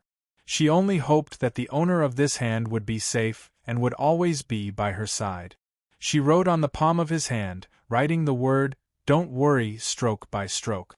He told her not to worry, but could she really be at ease? Yi Qian couldn't help but sigh softly. She turned her hand and held the big hand that gave her warmth. She held it tightly, as if this was the only way to make her feel at ease. The bus traveled for about 40 minutes and arrived at the bus stop of the provincial first high school. Yi Qian got off the bus with a few other passengers. Before she looked up, she heard several cheers. Yi Qian, over here, over here. You really took the bus. And Jiasin, you're amazing. I already said that you guys were bound to lose. Now you're convinced. Who in our class knows Yi Qian the best? It's definitely Jiasin. You must accept defeat if you're willing to bet. The laughter of boys and girls intertwined. Yi Qian, who had jumped off the bus, looked up and saw several high school classmates standing by the bus stop. She clearly didn't see any of her classmates standing by the bus stop, so why did they suddenly appear? Another classmate walked out from behind the billboard behind the bus stop. It was none other than Unyielding, who knew Yi Qian the best in class. "Ha ha, my little Jane Eyre is here. I told you that she would definitely take the bus here. What do you think? I won, right?" And Unyielding's laughter sounded triumphant, instantly suppressing the voices of the other classmates. "Come, come, come. You must accept defeat if you're willing to bet. Pay up, pay up." As she spoke, she had already walked briskly to Yi Qian's side. She opened her arms and gave Yi Qian, who was about to greet the other classmates, a big hug. "I received your text last night at around 1 o'clock in the morning, telling me that you would be coming today. I immediately sent the message to my classmates. When I logged in this morning, it was full of beep. A few classmates who didn't plan to come rushed over when they heard that you would be coming." Yi Qian only found out about the class gathering after she got off the plane when she checked her phone. Her classmates had discussed it for a long time before deciding to set the gathering on the 5th day of the Lunar New Year. However, she didn't go online, so she didn't know, until she received Unyielding's message. How could Unyielding not understand Yi Qian? Girls were afraid of the cold, but Yi Qian, who was also a girl, was definitely not afraid of the cold. The last time she went to look for her, her cadets were still training on such a cold day. How could she be afraid of the cold? Besides, with Yi Qian's frugality, she would never take a taxi if she could get a ride. The moment Yi Qian jumped off the bus, Unyielding took the money from the two boys with a smile. Now, she stuffed half of the money into Yi Qian's hands. "Come, come, come. Let's split it equally. Ha! They said that since it's so cold, you must have taken a taxi like us. Ha! How could that be? No matter how cold it is, you would take a car here. How could you take a taxi? Ha! It's the Lunar New Year. Everyone gets 50 yuan. I won 500 yuan. Chapter 34-36. Yi Qian returned the bet to Unyielding and smiled. "You're bullying an honest person. You knew that I didn't know how to hail a taxi. You were the one who suggested the bet, right?" "That's right. As soon as I said that you would definitely take a taxi and just wait for me at the school gate, Unyielding immediately said that she wanted to bet with me. So I was fooled and bet with her." The boy who inexplicably bet with her spread his hands, indicating that he was also very helpless. "I was just having fun and guessed that you would hail a taxi. Who knew that you really didn't? There are 8 girls in our class. Other than those who drove their own cars, the rest all hailed taxis. You're the only exception. Of course you're an exception. If you weren't an exception, you wouldn't be Yi Qian. Yi Qian, we boys won't bet with Unyielding anymore. She's the one who knows you best in class. We're willing to admit defeat." Yi Qian was loved and respected by her classmates in high school. Even after graduating a year and a half ago, her classmates were still the same as before. They still revolved around Yi Qian and chatted happily as they walked towards the school gate. They had agreed to meet at the school gate at 9 o'clock. At this time, all her classmates had already arrived. There were also a few parents among them. They were waiting for Yi Qian with their daughters. These parents were none other than the parents of the girls who had shared a dormitory with Yi Qian in high school. They were the fathers of Yang Yi, Lu Lizhen, Li Qian, Zhang Yuan, and Unyielding. When they found out that Yi Qian would be attending the class reunion, they specially rushed over early in the morning to thank Yi Qian in person for helping their daughters. If it wasn't for her, their daughters wouldn't have been able to attend university. When Yi Qian walked over, the girls in the dormitory excitedly said to their parents, "Dad, Mom, look, Yi Qian is here. The one in the middle is Yi Qian." "Yi Qian, that's my dormitory classmate Yi Qian. Dad, Mom, you finally got what you wanted today. I'm coming, I'm coming. Dad, Mom, do you see? The girl in the middle is Yi Qian." Zhang Yuan held her parents' hands and said happily, "That tall, pretty, short-haired girl who walks so elegantly. She's my classmate Yi Qian. I see her, I see her. I really have to thank her. Otherwise, you wouldn't have been able to get into a good university. Mrs. Zhang tiptoed to look ahead. And Yi Qian. One glance was all it took to know which one of the children was Yi Jian. There was no other reason than Yi Jian's temperament was recognizable at a glance. Her back was straighter than the other students, and she walked with a strong aura. In addition, all the girls had shoulder-length hair, and she was the only one with short hair. How could she not recognize her? To recognize. Yi. Yeah, it's different. It's really different. Her spirit is different. I can recognize her at a glance. I don't even need Yang Yi to tell me.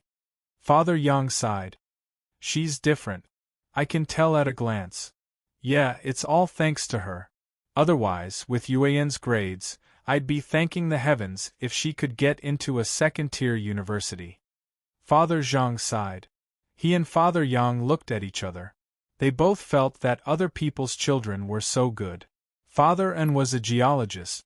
He had always known of Yi Qian's name, but he had never seen her before. Now that he saw Yi Qian, he didn't even need An Jiasen to introduce her. Like the other fathers, he recognized Yi Qian at a glance. Chapter 34-37. Father An looked at his daughter, who was practically hanging on to Yi Qian, but Yi Qian still allowed her to do whatever she wanted. Father An couldn't help rubbing his forehead. The short-haired girl whose arm was being held by his careless daughter was definitely Yi Qian. Only this child could tolerate Jiasen's bad temper. He turned to Li Qian's father and said, "This child's temper is really good. Look at my girl, she's hanging on to Yi Qian. As her father, I don't like the sight of her. But Yi Qian can tolerate it. Her temper is too good." Li Qian, who was accompanying her parents, smiled delicately and said, "Uncle An, you're right. Our Yi Qian's temper is really, really good. No matter what we do wrong, she won't be angry. She will tell us what we did wrong and what we need to change. She has the best temper I've ever seen." The current Li Qian wasn't as fat as she was in high school. Although her height hadn't changed much, because she had slimmed down, her figure appeared tall and slender. She no longer had her previous inferiority complex and had become exceptionally generous and decent. She had been playing piano since primary school. In the past, she was so fat that she felt inferior and didn't show her temperament. Now that she had slimmed down, her temperament naturally showed. The change was shocking. When she appeared in front of her classmates just now, several boys' eyes flashed with obvious surprise. This was also the change Yi Qian had brought to her. Knowing that she felt inferior because of her weight, he made her wake up early every morning in high school to run. Until now, Li Qian still insisted on running. Mr. and Mrs. Li saw their daughter's changes bit by bit. Seeing their daughter walk out of her inferiority complex and become as beautiful as a flower now, the person they were most grateful to was Yi Qian. Hearing this, Mr. Li smiled and said, "Yi Qian not only has a good temper, but she's also rarely generous. She doesn't hide anything and treats people with sincerity and makes friends. Until now, I still often ask Li Qian if she has contacted her and say that such a friend is worth spending a lifetime to make. It's too rare." Mother Li said, "Even biological sisters are only SOSO. My Li Qian was brought up by her. Back then, I was so worried about Li Qian's inferiority complex that I didn't know how much white hair I had. I even asked a psychiatrist. Later on, with the help of Yi Qian, I thanked the heavens. Thank you, Li Qian, for meeting such a good classmate." Later on, the Yao family wanted to stir up some trouble. When I heard about this, I immediately contacted you guys. We can't let the Yao family harm people anymore. Mrs. Li said that the Yao family wanted to get Yao Jing out.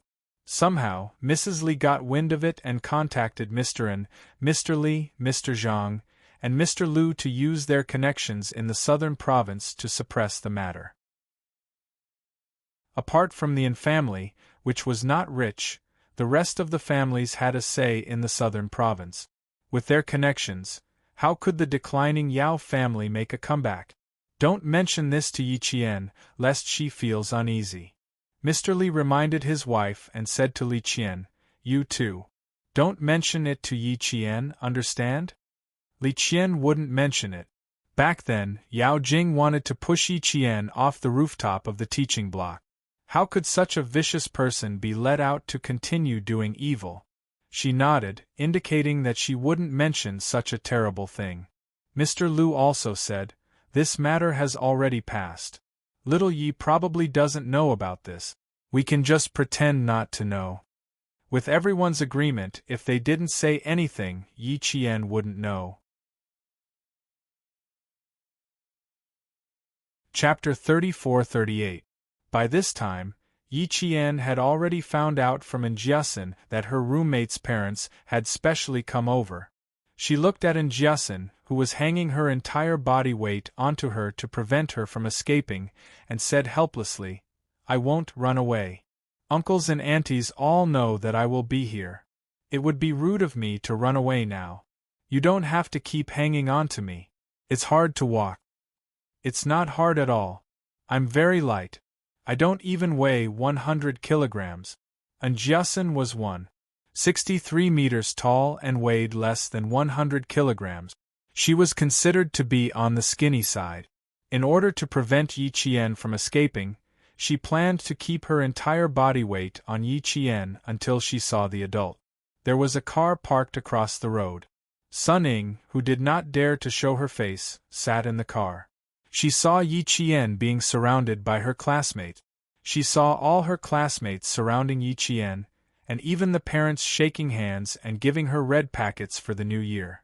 Their expressions of gratitude made Sun Ying so jealous that her entire face contorted. A bunch of despicable people who only know how to act according to the wind. If they had not made fun of her behind her back that year, how could she have left the provincial first high school in such a pathetic state? And the faces of those family members were so disgusting. Did they really think that Yi Qian was helping their daughter? Bah! She was helping herself. She had just transferred to this school in her second year of high school. If she did not perform well in class, would her classmates accept her? Would they help her? No. Therefore, she had to perform well in every aspect. In the end, she had to use her classmates to successfully push her out of the provincial first high school. Sun Ying watched as her hands gripped the steering wheel tightly. The jealousy in her eyes burned like fire. It burned her face beyond recognition and made her extremely ugly. The adults did not stay for too long. They knew that the longer they stayed, the more uncomfortable the children would feel. In order not to dampen their spirits, each of them said a few words to Yi Qian and tried their best to invite Yi Qian to visit their home after the gathering. Under the urging of their daughters, they took the red packets that they could not give him and drove away. Yi Qian was shocked by the adults' enthusiasm. Fortunately, she had gone to Family Xia 2 days ago and had the experience of interacting with the elders.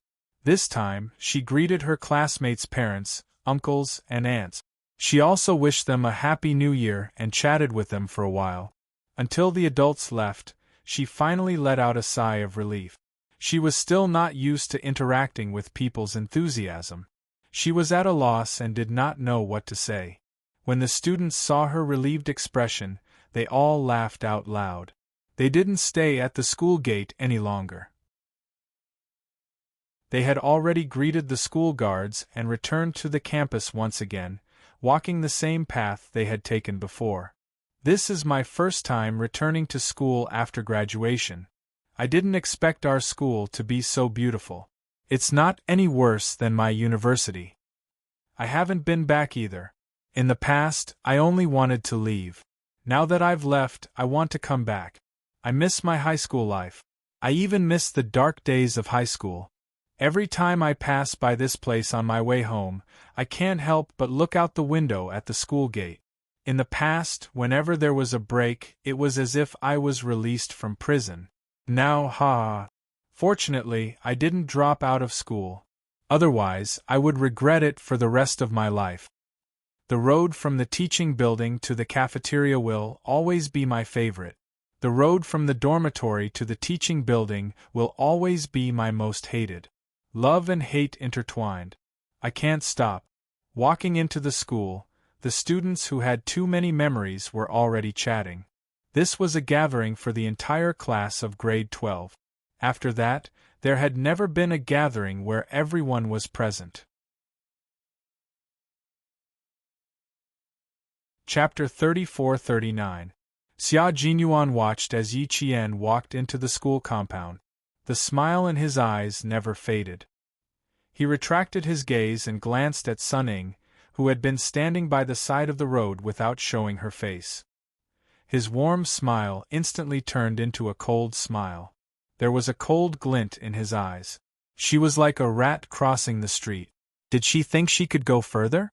That day Yi Qian stayed with his classmates. They had lunch together, went to the park to play in the afternoon, and booked a KTV room in the evening. She didn't know how to sing or dance, so she could only watch her classmates sing and dance. She swayed her body slightly to the rhythm, but she didn't know how to do anything else.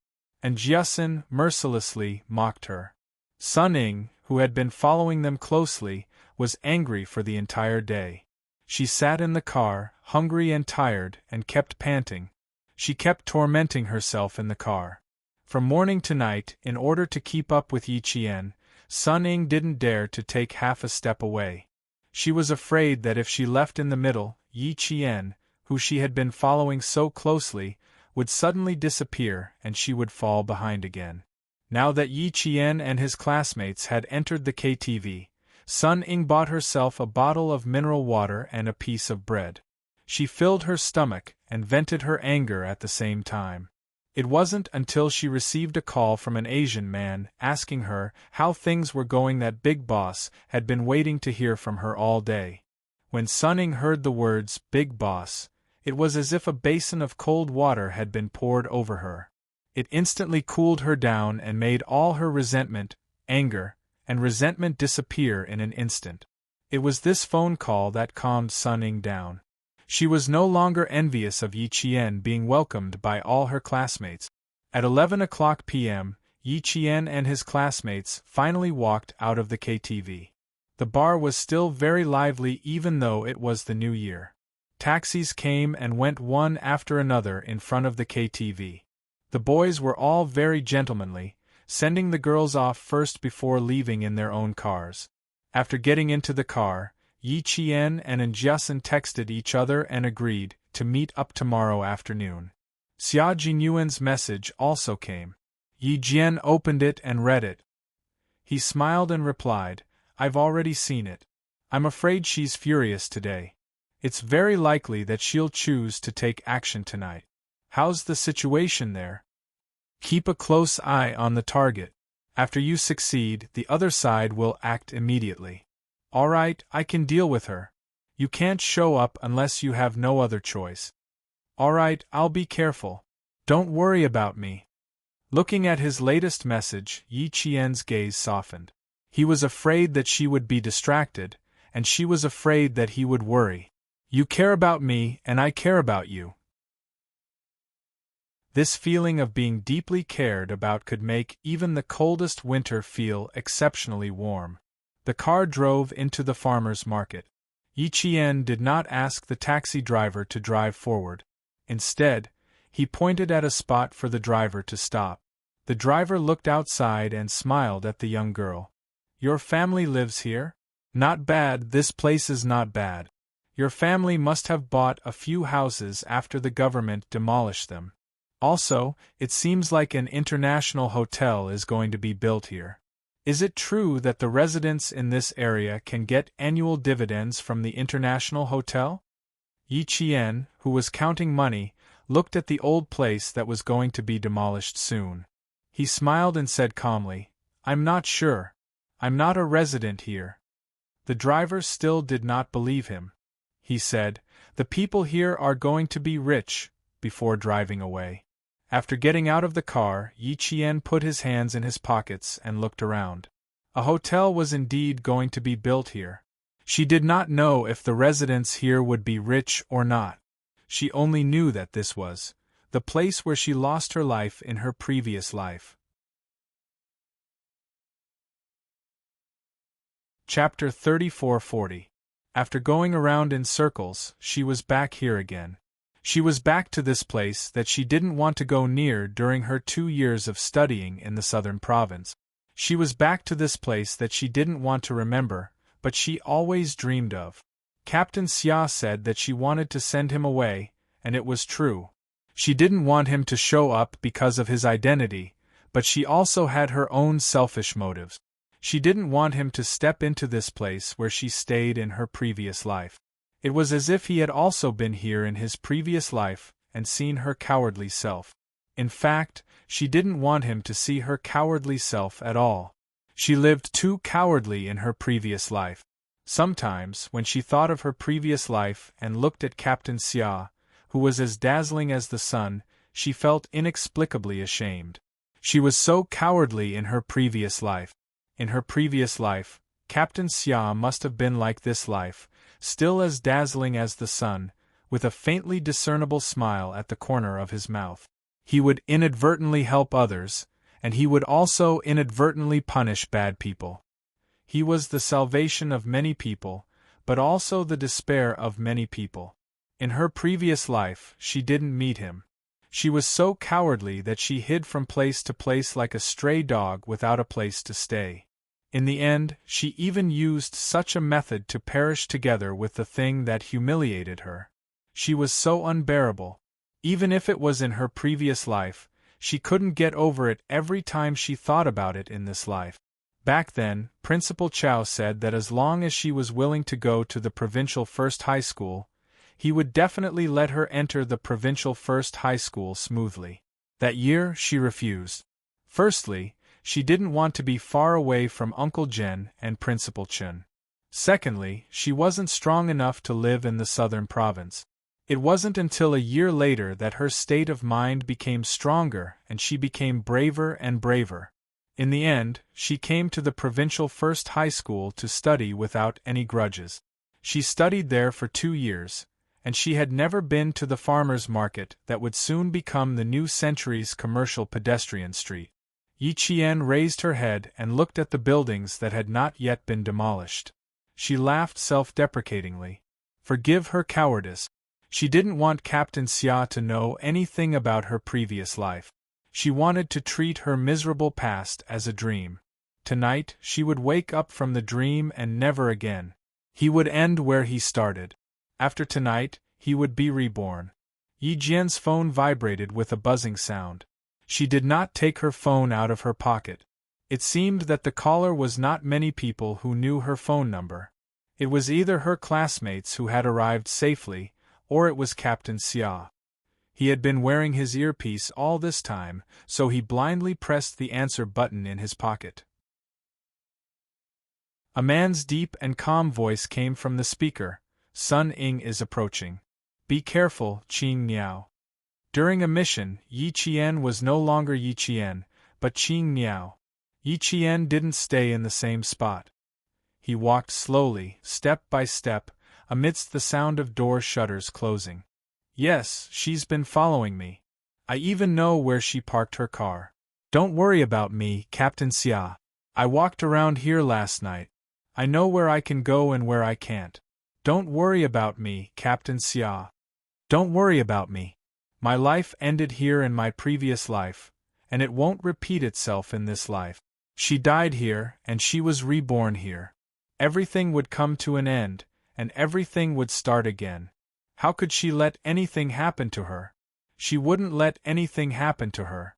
In this life, she wanted to live a wonderful and meaningful life. How could she let anything happen to her? Chapter 3441. Xia Jinyuan, who was hiding in the dark, looked at the slender figure walking away step by step. With every step she took, the sadness on her body that made his heart ache inexplicably just now also faintly dissipated. Step by step, she walked from the dark tree to the street lamp. Her whole body was like a sword that cut through the darkness, blocking her way, returning to the light with a fierce aura. When he saw her standing under the dim street lamp, his inexplicably tightened heart gradually relaxed. His blood began to flow again, soothing his stiff limbs. "I'll always be watching you, Qing Niao. Don't worry about what's behind you. I'll always be behind you." Xia Jinyuan, who had his hand on his heart, breathed very lightly and said in a very soft voice, "Just walk forward and do what you want to do.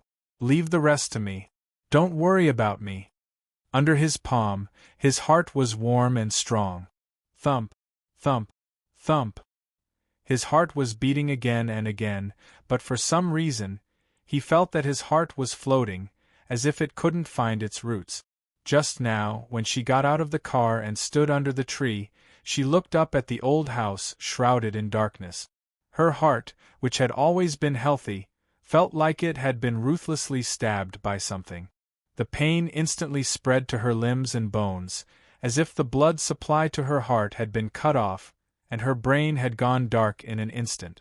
If he hadn't reacted in time and leaned against the cold cement wall with one hand holding onto the water pipe, he would have fallen directly to the ground. This reaction came without warning, but it was also fleeting. He didn't have time to react, and he didn't have time to react. All he could feel was the lingering fear in his heart. It was so strange because Yi Qian was standing under the tree and looking around. The lingering fear in his heart didn't dissipate until she walked out of the birdcage-like banyan tree. It wasn't until he heard her cold but soft voice that his fluttering heart slowly returned to its original position.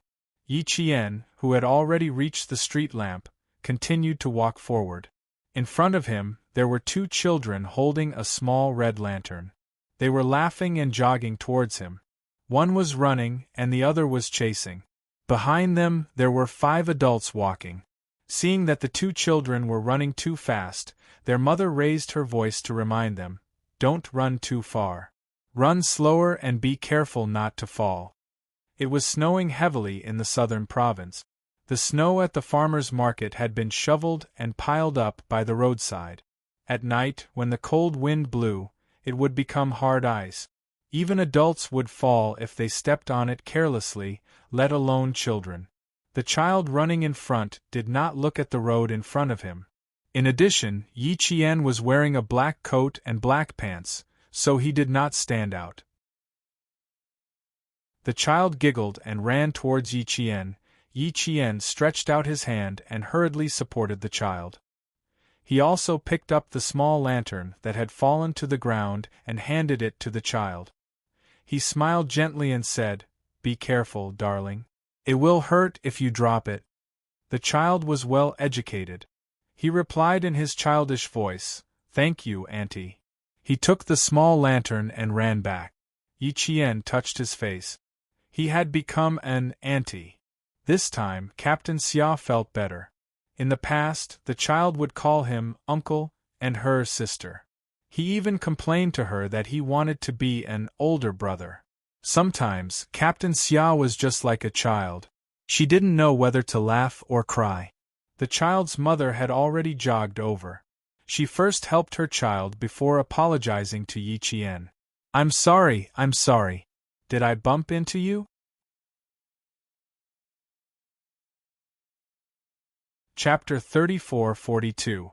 Yi Qian shook his head and smiled. "No, the road is a little dangerous. It's better to carry the child." The child was only 3 or 4 years old, and it was late at night. It would be safer to carry him. Perhaps Yi Qian's trustworthy instincts reminded the young mother, but she was stunned for a moment and immediately carried the child in her arms. She said, "Thank you," to Yi Qian uneasily and let another young mother carry her child. The group of 7 suddenly quickened their pace and left. Xia Jinyuan's calm and reassuring voice came through the earpiece again. "This child is honest and has a bright future." She had just finished thinking about his childish nature, and it came right away. Yi Qian exhaled a white breath, put his hands back into his coat pockets, and continued to walk forward. The shops on both sides of the street began to put down their shutters one by one, and the sound of the shutters was particularly loud in the quiet night. The owners of the neighboring shops greeted each other, rolled up their shutters, turned off their lights, and went home to wash up and sleep. It was getting late, and the night was getting quieter. Even the sound of footsteps could be heard. It was unknown where the fireworks had been set off, but they exploded in the sky with a bang. Following that, countless soaring cannons shot up into the sky with a whoosh, leaving behind a trail of sparks. In the blink of an eye, they were annihilated, leaving behind only the smell of smoke.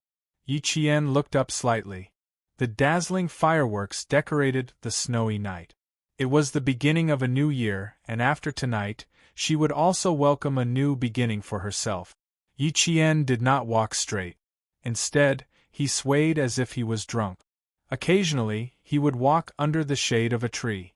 Sun Ying, who was following behind him on tiptoe, saw this and sneered.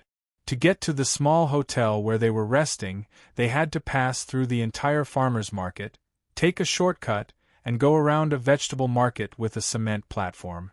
Then, they had to walk to the hotel on the other side of the road. At the end of the market, all the shopping malls were closed, and only the street lights were dimly lit. The feather-like snow covered the debris that fell during the day, and the firecrackers that exploded into little red flowers were quickly covered. Yi Qian stepped on a pile of firecrackers, and his footprints landed. The snow and firecrackers completely merged into one, like a remnant of red falling to the ground, adding a bit of coldness. It was very quiet, and only the sound of footsteps could be heard. Yi Qian, who was hiding in the dark, heard the soft footsteps suddenly become more urgent.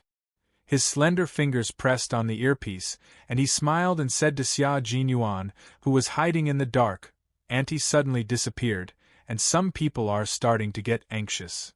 Soon, he received a reply. Some people felt that tonight wasn't lively enough, so they couldn't help but come out to join in the fun. Bai He and the others are also nearby. Since you've succeeded, they're pulling in the net.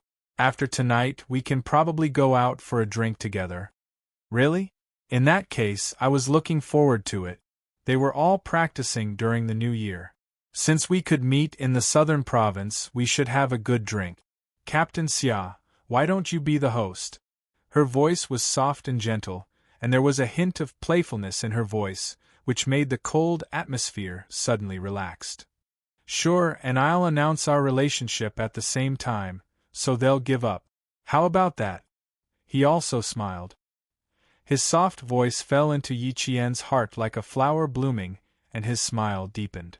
She did not want him to come, but he still came. In this life she was standing at the place where she died in her previous life, and with him by her side. It felt good. It was a pity that she did not meet such a good person in her previous life. If she had met him, would the trajectory of that life be different in that life?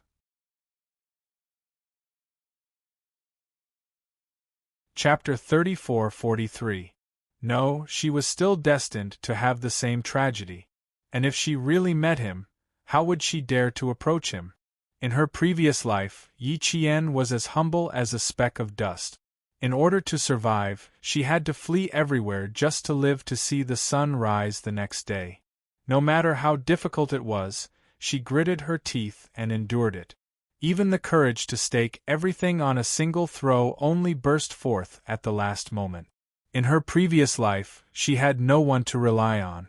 In this life, God made it up to her. If it weren't for her previous life, how could she have attracted Captain Xia's attention in this life, and made him fall in love with her? And now, he was accompanying her to make the best break with her previous life. It was really worth it. Yi Qian moved softly and hid under the cement platform of the wet market. He smiled warmly and replied, "If you really announce it, I believe Mr. Yang and the Commander-in-Chief will personally come to the unit to talk to you. Oh, don't forget, my dad too. Are you sure you want to announce it to your comrades tonight?" With 3 huge mountains pressing down on him at the same time, Xia Jinyuan naturally didn't dare to do anything. "I don't dare. I'll just continue to endure it." Xia Jinyuan rubbed his temples helplessly and stared ahead coldly. His voice gradually became cold. The target has entered the wet market with a gun in her hand. What's your plan? I spent some effort to lure her here. First, I'll lure her to shoot. Then, I can take the next step. You've already made your decision? Xia Jinyuan asked. Yi Qian said coldly, this is her choice. As for me, I've never taken the initiative to attack her. It's the most reasonable thing for me to accept her challenge. She had never thought of sparing Sun Ying's life, but she had never thought of taking the initiative to kill her either. Sun Ying had brought about her own destruction step by step. Privately possessing a gun was already a violation of China's criminal law. The lightest sentence was 3 years in prison. In serious cases, it was more than 10 years in prison, life imprisonment, or the death penalty. It was obvious that Sun Ying was aiming for the death penalty. How could she not fulfill her wish? Xia Jinyuan knew that Yi Qian would not allow himself to be caught in the swamp, so he replied with a soft Then he became even more vigilant of the surroundings for Yi Qian. Outside, someone was sitting in a car. He rolled down the window slightly and lit a cigarette for himself with a small flame. The flame was extinguished, but there was a faint flicker of sparks. He raised his hand and looked at his watch with the night light function. It was 11:30, so it should be about time to end it. Little did he know that this was just the beginning, and there was still some distance to go before it was over. Sun Ying had been running around the dark market for a while now. The person she was staring at had disappeared in the blink of an eye. She was right in front of her, and she was about to shoot her to end her life, but now she could not even find her. Where did he go? Where did he go? Where is that bastard Yi Qian hiding? Sun Ying, who couldn't find him, looked around with a gloomy expression. She gritted her teeth and clenched the gun in her hand even tighter. She kept looking around, searching and searching. Where did he go? Did he go back to the inn? That's impossible. I've been paying attention to my surroundings. I didn't see him leave. He must still be here. Sun Ying, who was secretly following him, did not dare to make too much noise. She kept an eye on the various entrances and exits of the market as she searched again. Suddenly, there was a faint sound coming from a corner. Sun Ying, who was tense, turned around abruptly. At the same time, she aimed the gun in her hand at the corner where the sound came from.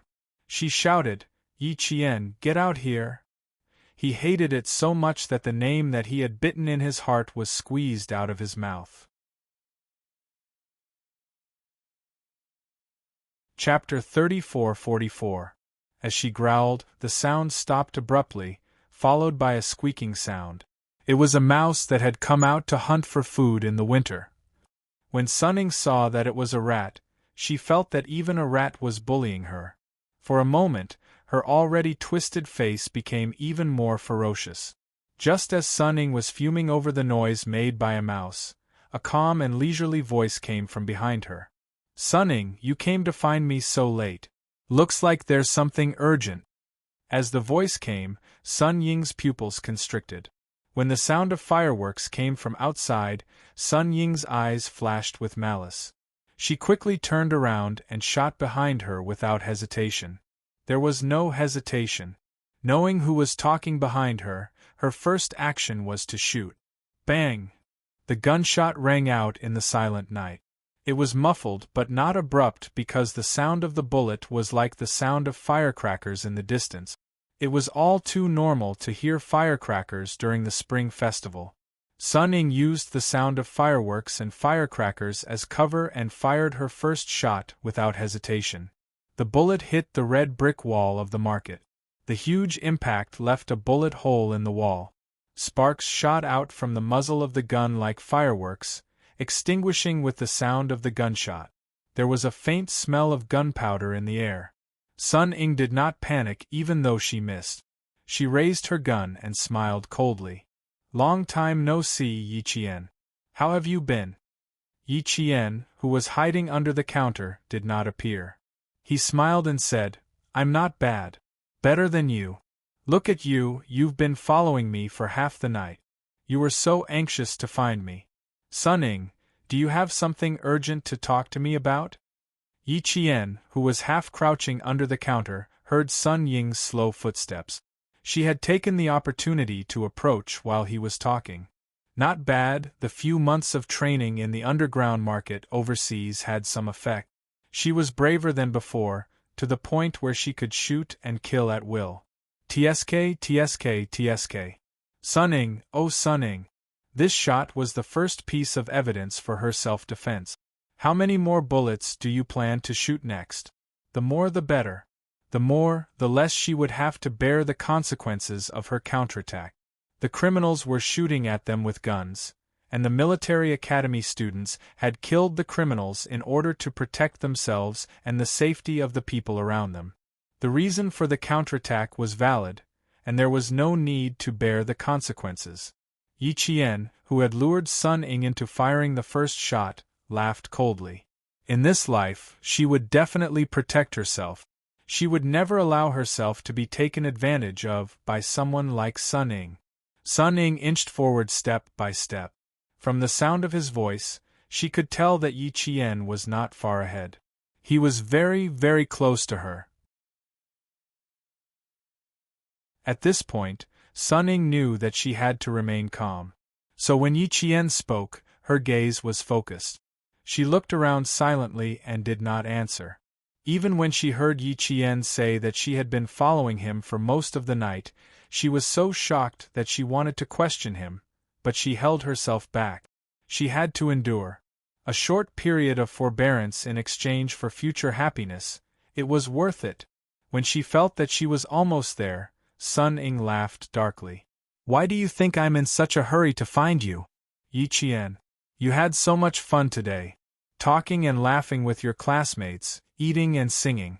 Looks like you also know that today is your last chance to party.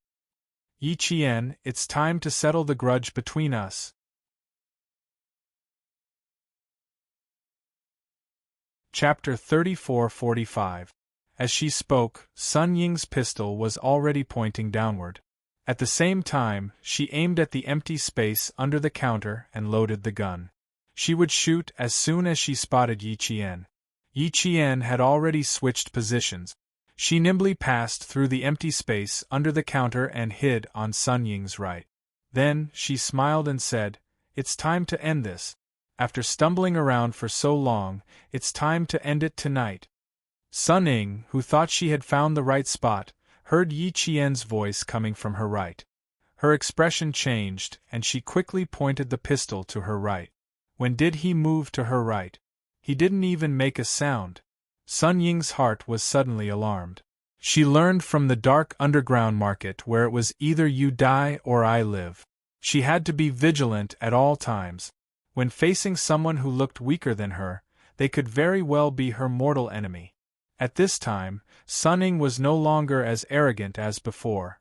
She began to be extra careful. She no longer stood upright, but instead bent down.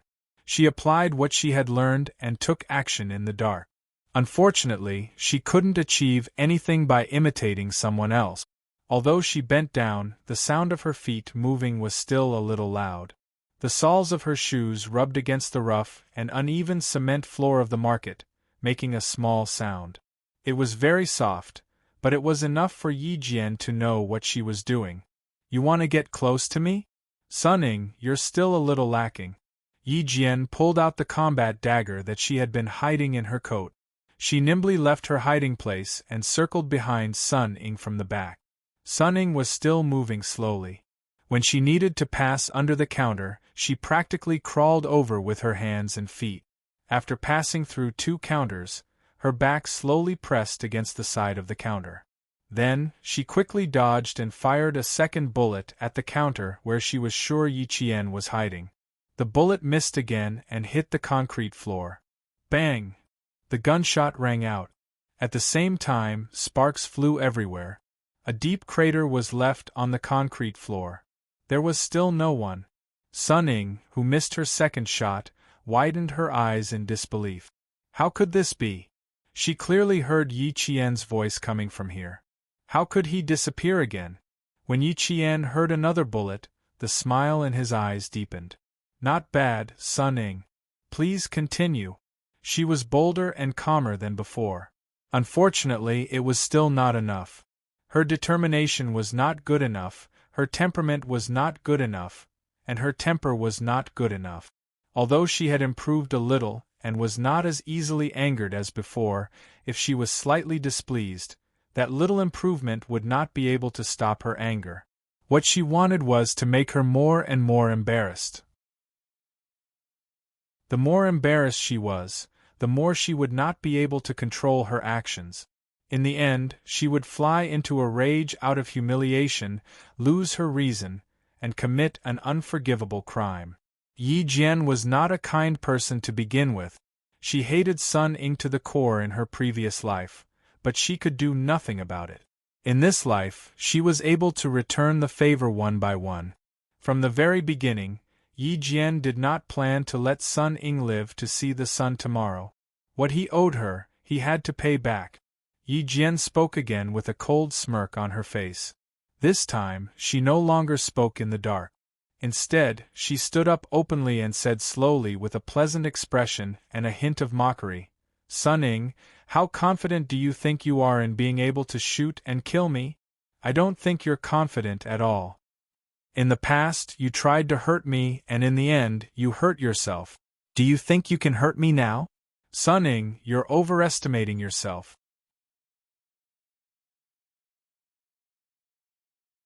Chapter 34-46. Sun Ing, who was still trying to figure out where Yi Qian had gone, suddenly heard a voice coming from behind her. She was so shocked that she shrunk back and subconsciously hid herself under the kitchen counter, not daring to move. She suddenly moved to the left, then to the right, and silently appeared behind her. Was she playing with her? Yi Qian, that B***tch, was playing with her. She thought that she, Sun Ing, was easy to bully and could be played around with. Just like when she was in middle school, she could clearly write well, but in the end, she deliberately wrote crooked words. In the end, that love letter became the evidence that she wrote to the teacher. She had no choice but to bow her head and admit her mistake in front of Principal Chun. Later on, she could have gone overseas to participate in the competition, but such a good opportunity was ruined by Yi Qian, causing her to suffer a crushing defeat. Even Gao Yang, who liked her so much, distanced himself from her. She finally saw that B***tch lose the right to go to high school, but who knew that she would appear in front of her again a year later, and even be assigned to the same class as her. From then on, her nightmare began. Misfortune came one after another, and in the end, because of her, she lost the right to take the college entrance exam. She couldn't even go to a low-class university. It's all Yi Qian's fault. It's all because of that B***tc. Yi Qian, you deserve to die, you deserve to die.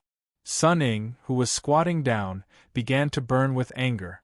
Her eyes were bloodshot as she cursed in her heart. In for a penny, in for a pound. She took out her other pistol. With 2 pistols in hand, she didn't believe that she couldn't kill that B***tch Yi Qian.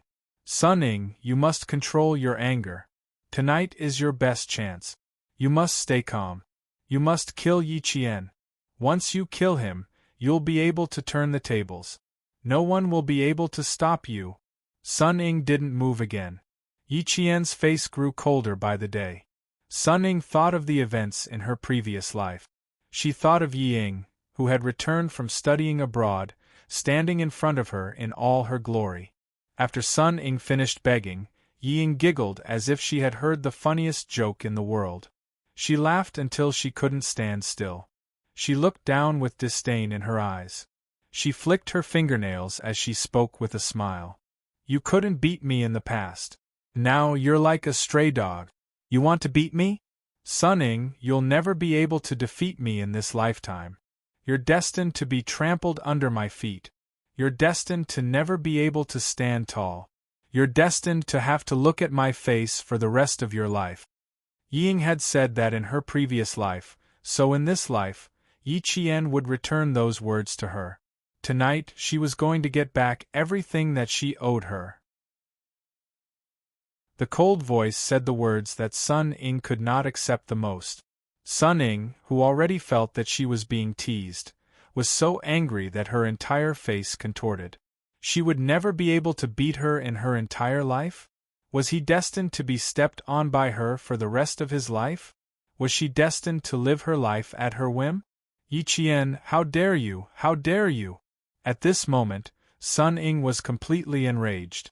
The person she hated the most, the person she looked down on the most, actually said that she was destined to live the rest of her life under her nose? She was the winner. She was the biggest winner. How dare a bastard without parents trample on her? Sun Ying, who had lost her rationality, had forgotten that Yi Qian was a military school student. During high school military training, she had hit a perfect chess target in front of the instructor and the entire class. At this moment, Sun Ying only knew that she had to kill Yi Qian with the gun in her hand. She rushed out and started shooting randomly in the direction where Yi Qian was speaking. Bang! Bang! Bang! The gunshots were accompanied by Sun Ying's exasperated screams. Go to hell, bitch! Go to hell! Bitch! Bitch!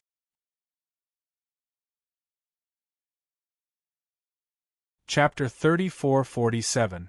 Yi Qian did not even show himself. If Sun Ying fired blindly, she would be completely exposed.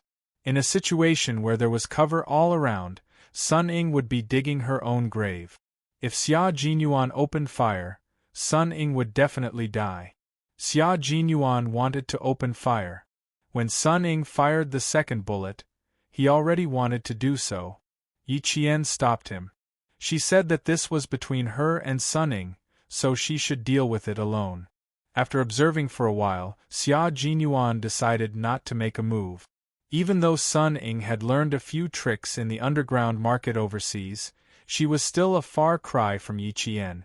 It was suicidal for a non-professional to go against a professional. Knowing that Yi Qian could handle it, Xia Jinyuan did not make a move for the time being. He paid attention to the surroundings to prevent any pedestrians from entering. It had to be said that Yi Qian had chosen a good location. No one would come to the market at night. Even the homeless outside would avoid it and sleep in a place where they could avoid the cold. Gunshots rang out. The bullets hit the walls and the ground, creating sparks. It echoed with the fireworks outside and did not attract the attention of the nearby residents. Even if they heard it, they would think that someone was setting off fireworks outside and would not even think to get up to take a look. Yi Jian quickly shifted her position under Sun Ying's blind shot. Sun Ying thought that the two guns in her hands could trap Yi Jian in the same place and make her unable to move. She closed in on Yi Jian while shooting. Her beautiful face was ferocious, and the murderous look in her eyes was like that of a venomous snake, baring its fangs and not letting go. Come on out, Yi Qian. Aren't you very capable? Why aren't you coming out now? Didn't you say that you were destined to step on me forever? Ha ha ha, do you dare to come out now and say that to me again? I'd like to see if your mouth or my bullets are better. Are your bullets good? I can't tell. Yi Qian, who had circled behind her, said with a smile. As soon as she spoke, Sun Ying's body froze. Before she could react, she felt something pouncing on her from behind. Yi Qian was behind her.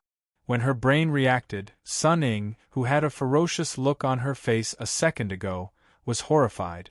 She wanted to turn around and shoot again, but suddenly, her right arm was grabbed. The pain was so great that she screamed, "Ah!" Her wrist was bent. How could she still hold the gun with a hot barrel? Bang! The gun fell to the ground. You can't even hold a gun properly. Do you think you can kill me? Yi Qian chuckled and asked, Who do you think is more powerful, bullets or my mouth? With a flip of his hand, he forcefully grabbed Sun Ying's right hand and pulled it back to his shoulder. Sun Ying, who was already pale with fright, once again let out a miserable scream like a pig being slaughtered. "Aw, it hurts, let go of me!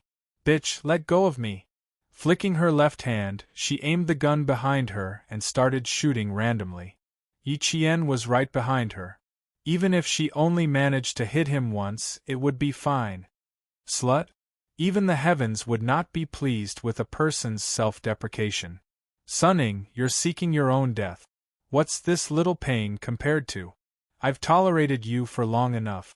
Since you said you wanted to settle the score today, then let's settle it properly. Yi Qian, whose eyes were filled with malice, gripped Sun Ying's shoulder tightly. The silver wire that she hadn't used for a long time appeared in her hand again. With lightning speed, she wrapped it around Sun Ying's left hand, which could still move normally. After wrapping it tightly, she pulled it back forcefully. Sun Ying felt something wrap around her wrist, and then her entire left arm was pulled back. Sun Ying screamed in agony.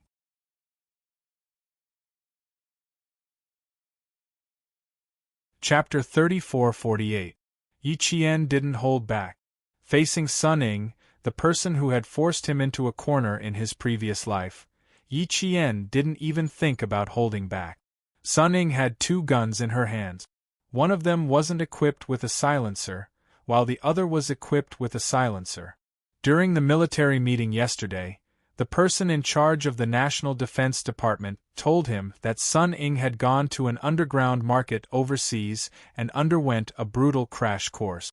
Although the training was short, it was all about stepping over other people's dead bodies to survive. It could make a person lose all humanity in a short period of time. As long as they thought someone was in their way, they deserved to die. Sun Ying now belonged to this type of person. She no longer had any respect for other people's lives, only contempt and plunder. She even thought it was right and proper. Just like earlier, when she realized that she couldn't do anything to Yi Qian, she launched a frenzied attack. She didn't think about the serious consequences of firing randomly. Because he knew that Sun Ying had undergone inhumane training, Yi Qian was very careful when choosing the location of the duel. In the end, he chose the farmer's market to avoid hurting the innocent. Sun Ying's sudden shooting made Yi Qian's eyes turn fierce. She strangled Sun Ying's wrist with the silver wire until her entire left arm was twisted in a strange arc behind her back. Her entire arm was twisted in the opposite direction. This was all thanks to Sun Ying's dancing since she was young. Her basic skills were solid, and her body was very flexible. Yi Qian had to twist her entire arm in order to make her scream in pain. If it were a normal person, even a simple twist of both hands would cause the person to pale in pain. Sun Ying had basic skills, so Yi Qian had to put in more effort to make her feel pain. At this time, Sun Ying was in so much pain that her forehead was covered in sweat. Her arm, especially her elbow, the bone was in so much pain that it felt like it was about to break. Even her tendons were poking out of her skin. The gun in her left hand fell to the ground. Sun Ying, who was no longer holding a gun, lost the weapon that gave her so much confidence. Panic began to rise in her heart. She was panicking, but her mouth didn't show any signs of weakness. Instead, she shouted even louder, "Yi Qian, you bitch! Let me go, let me go! What are you doing? What are you doing? Let me go! Let me go!" Even as she screamed, she didn't forget to continue shouting. This was the real Sun Ying. Otherwise, it wouldn't be her. As she struggled, she did not realize that tonight was the day of her death. Or rather, it could be said that Sun Ying had never thought that she would one day lose her life in the hands of Yi Qian. Because she had always thought that Yi Qian would lose his life in her hands. At this point, even if she was in a place where she could not resist, she still did not realize it. It was important to know oneself. If one didn't even have the most basic self-awareness, then one would be stupid. On the other hand, Sun Ying had looked down on Yi Qian ever since she was young. She took pleasure in bullying Yi Qian. When she was young, all she knew was to chase after Yi Qian and hit him with things. When she grew up, not only did she not change, she became even more aggressive. She bullied Yi Qian in a way that made Yi Qian even more afraid. Over time, whenever she faced Yi Qian, she would always think that she was stronger than Yi Qian and that Yi Qian should listen to her orders. After more than 10 years, this habit had become Sun Ying's nature. A leopard can change its spots, but a leopard can't. Even if Yi Qian went further and further away, to Sun Ying, Yi Qian was still the same Yi Qian who should have been obedient and let her beat and scold him. Because she refused to see the reality clearly and refused to accept it.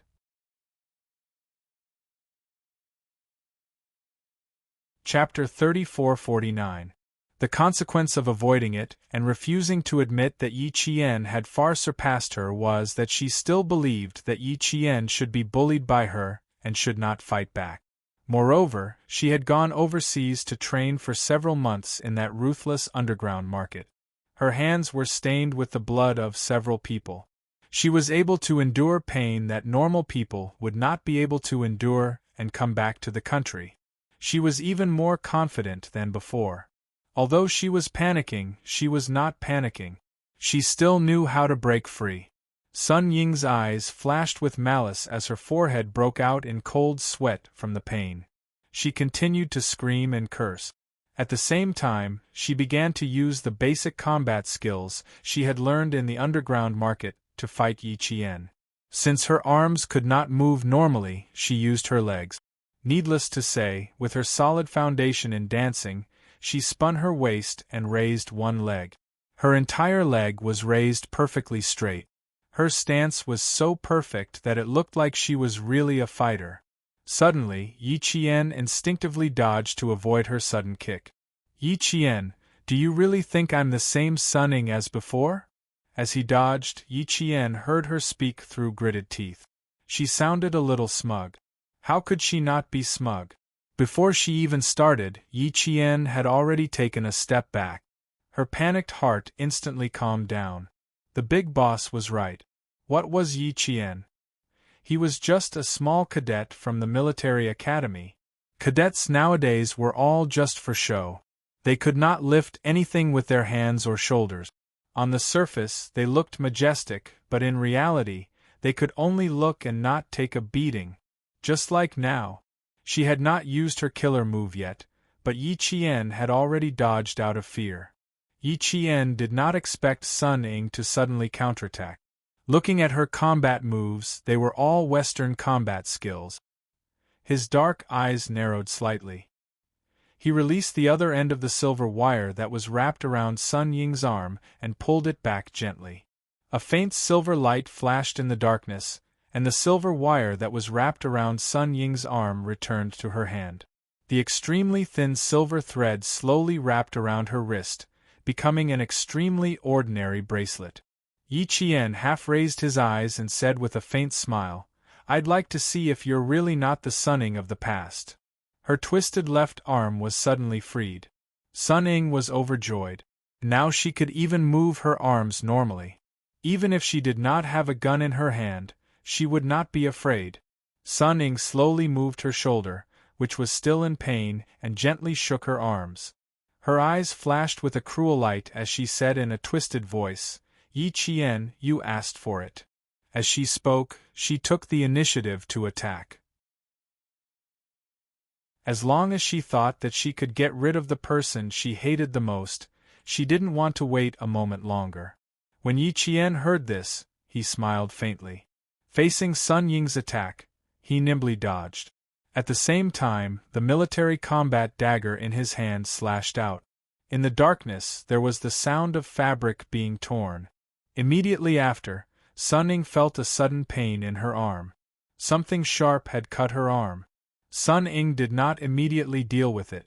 Feeling the pain, she raised her leg and kicked Yi Qian in the stomach. The pain in her arm intensified. In an instant, Sun Ying realized what had cut her arm. "A knife, you actually have a knife on you.